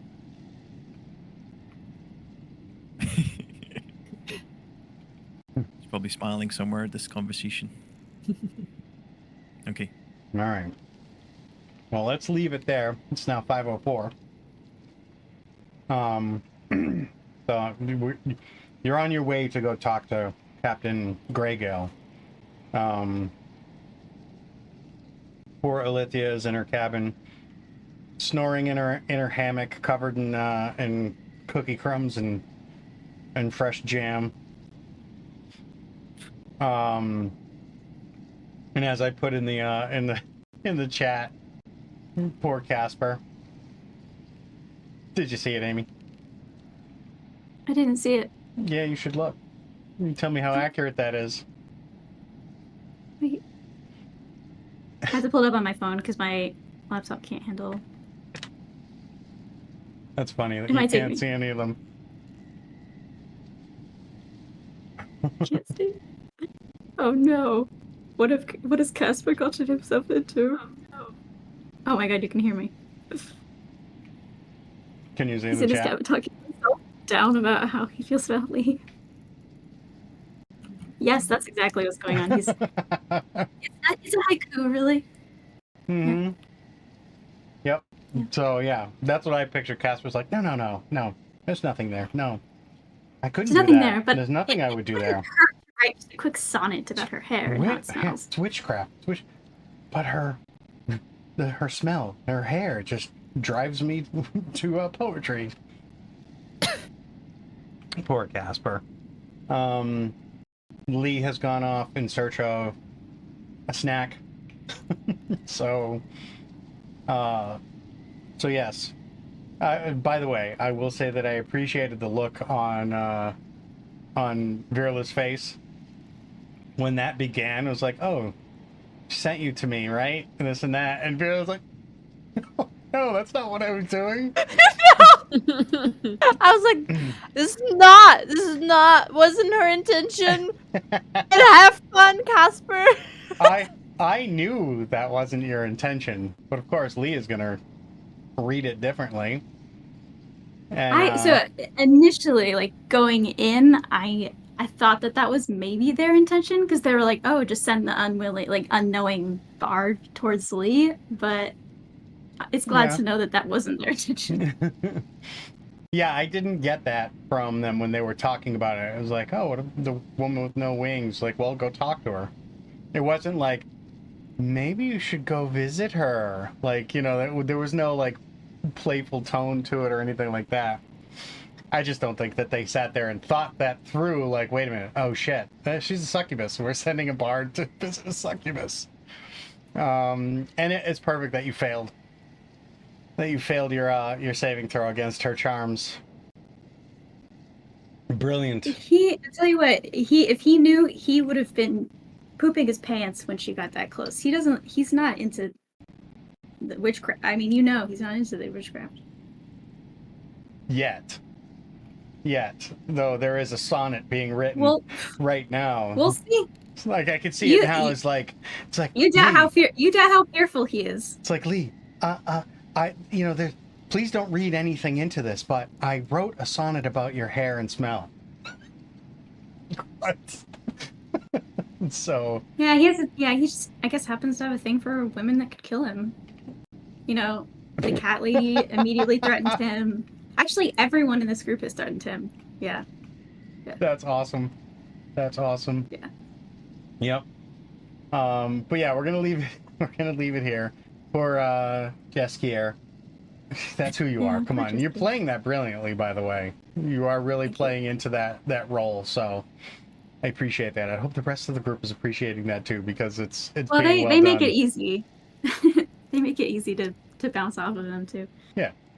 Yes, it is true. I will say that. They do set the table for you. I was extremely surprised that Alithia was able to give me some actually talk to Casper. I was like, he got something out of her. She was high. I'll give her that. Yeah, I imagine she was still pretty high. Yeah, sure. Just blame it on the drugs. I see how it is. But yeah, slowly but surely, things are starting to kind of fall into place. We got some interesting little tidbits, like Volpini spoke again. Said something that, single word, but that could be pretty profound. You don't know. Yeah, and Charlotte was just like, yeah, she spoke. Mm-hmm. So it was like, this is fine. Good Volpini. This is normal. fine. Pets just speak. Like, why did you choose me? Well, I gave you an answer. So, what is up with that, huh? Maybe somebody is communicating to you. You just don't know it. I just want you to, attach that to your headphones. Just leave that on, all the time. Just in my hair. Yeah. I want you to have, I want you to, just have, ribbons, flags just hanging off. Maybe put a fan on so that they're constantly blowing. Because we know it's all sus to you. Everything is sus. Then again, I have made it pretty abundantly clear that, that's not an invalid thing, to be sus. So, but yes, well done, guys. We got a lot more lore. And if you want to actually experience the huge lore dump that, I shared with the extracurricular activities. Now, I love that title for those videos. Strixhaven extracurricular activities. Thanks, Sammy. Thanks for clarifying, putting it into framing that perfectly. But yeah, I think I'd like to do more of those in the future. So if there are players in my groups that want to do their own little extracurricular activities, we could get together and do that. And do it like a 2-hour session. And so if there are any two characters that want their private moment, can do. And it'll just go under the heading of extracurricular activities. And we'll put it up on YouTube. So I suggest you go check that stuff out. Well, let's do our outros, shall we? And I'm gonna go fucking crazy. I'm gonna just go in the middle. I'm gonna start with Caitlin. Oh, Fuck that order. is me. Yeah. That sounds fine by me. Hello, I am Caitlin, and I play Azalea Nightwind in this super awesome campaign. I also make ASMR content, which I think is pretty super awesome. You can find that here on Twitch and over on YouTube, and that's youtube.com/ASMRkitten. Meow. The OG ASMR. Did you just call her old? No. What's up with that? OG is like Gus. I know that's what you think it is, but you basically call her OG and she's old. Okay.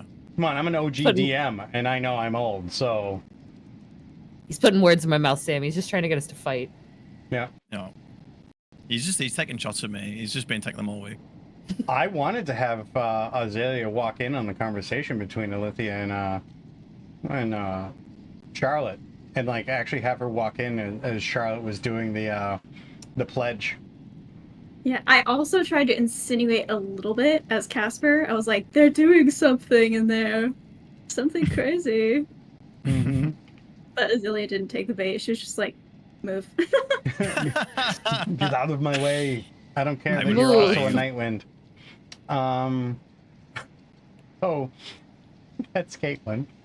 We're going to move. I'm going to go with Sammy now. Yeah, Poka. Okay. You can find me on Instagram and Threads at Sammy by the Gram. You can find me on Twitter at Sammy on the Bird. You can find me on Twitch at Sammy Go to Twitch. And if you like actual play D&D, you can find me every third Sunday of the month over on Bridges and Brigands, where I play the half Drow Hexblade Warlock, Countess Adelheid Elvanis von Zigrak Aya the Second. Phil always gets me to do the full one, so I do it. That's a lot of fun. And I guess I should plug the stuff that we've done this week. As Matt said, we done the extracurricular activities session on Tuesday, so that's uploaded. And just recently today, I got the roundtable Dungeon Master discussion uploaded. We had a new DM on board for that, Rhiannon, who was super amazing, super knowledgeable. Hopefully we get her back on the future, but definitely check that out if you want to learn more about what's coming in 2024 for D&D. That's also on the YouTube as well. Thank you, Sammy. Now I'm going to take it over to Amy. No order here, all chaos. It's because you're in the maelstrom. Yes, very true. Very true. I'm Amy K, and I make ASMR on YouTube, Amy K ASMR. I have socials, Instagram, Twitter, Threads, all of that. Amy K ASMR. Yeah. You can find Amy K everywhere Amy K's are posted. Yeah. So Everywhere you can type Amy K ASMR. Yep. Well, okay, not everywhere, but mostly. yes, almost everywhere. Almost. Yes, and you have some D&D role plays specifically. Oh yeah, and the most recent one I think you could categorize as D&D. Nice. Yeah. But you have done one. You had a Ganassi in one of them. Was it? Oh, a I've had. water? Well, yeah, I've done tieflings. I've The done tiefling- Ganassis. The tiefling's my favorite. Elves. Yeah. So I have a yes, few tieflings. total D&D content right there. So you can fall Yes. you can fall asleep to, like, you know, fantastic characters from the D&D universe. And that takes us to somebody else who I like hearing say her whole name in her in her outro is Virla. Hi, I'm Virla and I play D&D sometimes. I'm here on Saturday. You know, we're doing right now. Then on Sundays, I'm usually on DC30 on Twitch, where I play Hilera, your very chaotic cleric, human, our words. And then every third Sunday of the month, I'm playing Bridges and Brigands. I don't know what words are anymore. I'm just a Dutch girl, man. I play Bridges and Brigands on Twitch, where I play Belvedere, Steelleaf, a bird with a gun and some issues. And then I also have an Instagram. It's Virla.Louise with an E at the end. And that's me. Thank you, Virla. Never change. Never change. And that just leaves me. I'm Matt. I am Roll Positive Gaming. We do all things D&D. I'm going to be doing other stuff now, too, that I'm working on for future one-shots. I've already started working on building a Star Wars RPG, TTRPG, one-shot. If I don't know if anybody in the group is interested in that, Caitlin.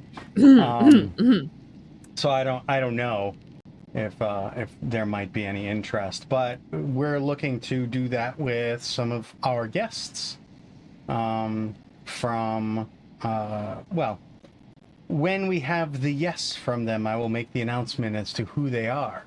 But it's going, if you are a fan of the D&D and TTRPG space, you probably know who they are and are a fan of them. So keep a lookout for that in the future. Also upcoming, I will be doing one and short shots for Werewolf the Apocalypse 5th edition, which is a World of Darkness game system. It's the newest one that comes out. The actual book releases on August 31st, but I will have access to the PDF on August 2nd, so I will actually be able to digest the material sooner.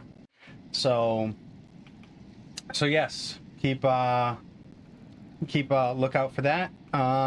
There's also my charity, which is for the Jasper project, so make sure you check that out. Link is down below, and you can do exclamation charity. You mean the Trevor Project? I mean, yeah, Trevor project. Pay Yeah, no he attention links to me. both the words together. Yeah, I Jasper? did. Yeah. I did. It's the Trevor project. There we go. It's the Trevor project. I can't word either. I blame. I'm just not a Dutch girl, so that's why my words aren't working today either. But yeah, the Trevor Project, which is a charity that benefits the LGBTQ plus community, especially those who are at risk and in danger. So if you can, donations down below. You can click on the link, and you know, every little bit counts and helps. Plus, you also earn goals and stretch goals where games can happen. I suffer more probably, you know. Yes, I will suffer for charity. So do the thing, check it out, and thank you. But otherwise, thank you guys for being here. The rest of my schedule you'll be able to find on my Discord and follow all my socials so you can keep track of what I'm doing in real time. I think that covered everything, right, Sammy? But yeah, I'm also playing in Bridges and Brigands every third Sunday of the month, where I play Templeton Fog, just a rather naive and idealistic wizard who suffers from premature evocation. So, you know, if you want to see me play a goofy redheaded wizard who sets things on fire accidentally, check that out as well, the Bridges and Brigands. And do we have enough people to raid?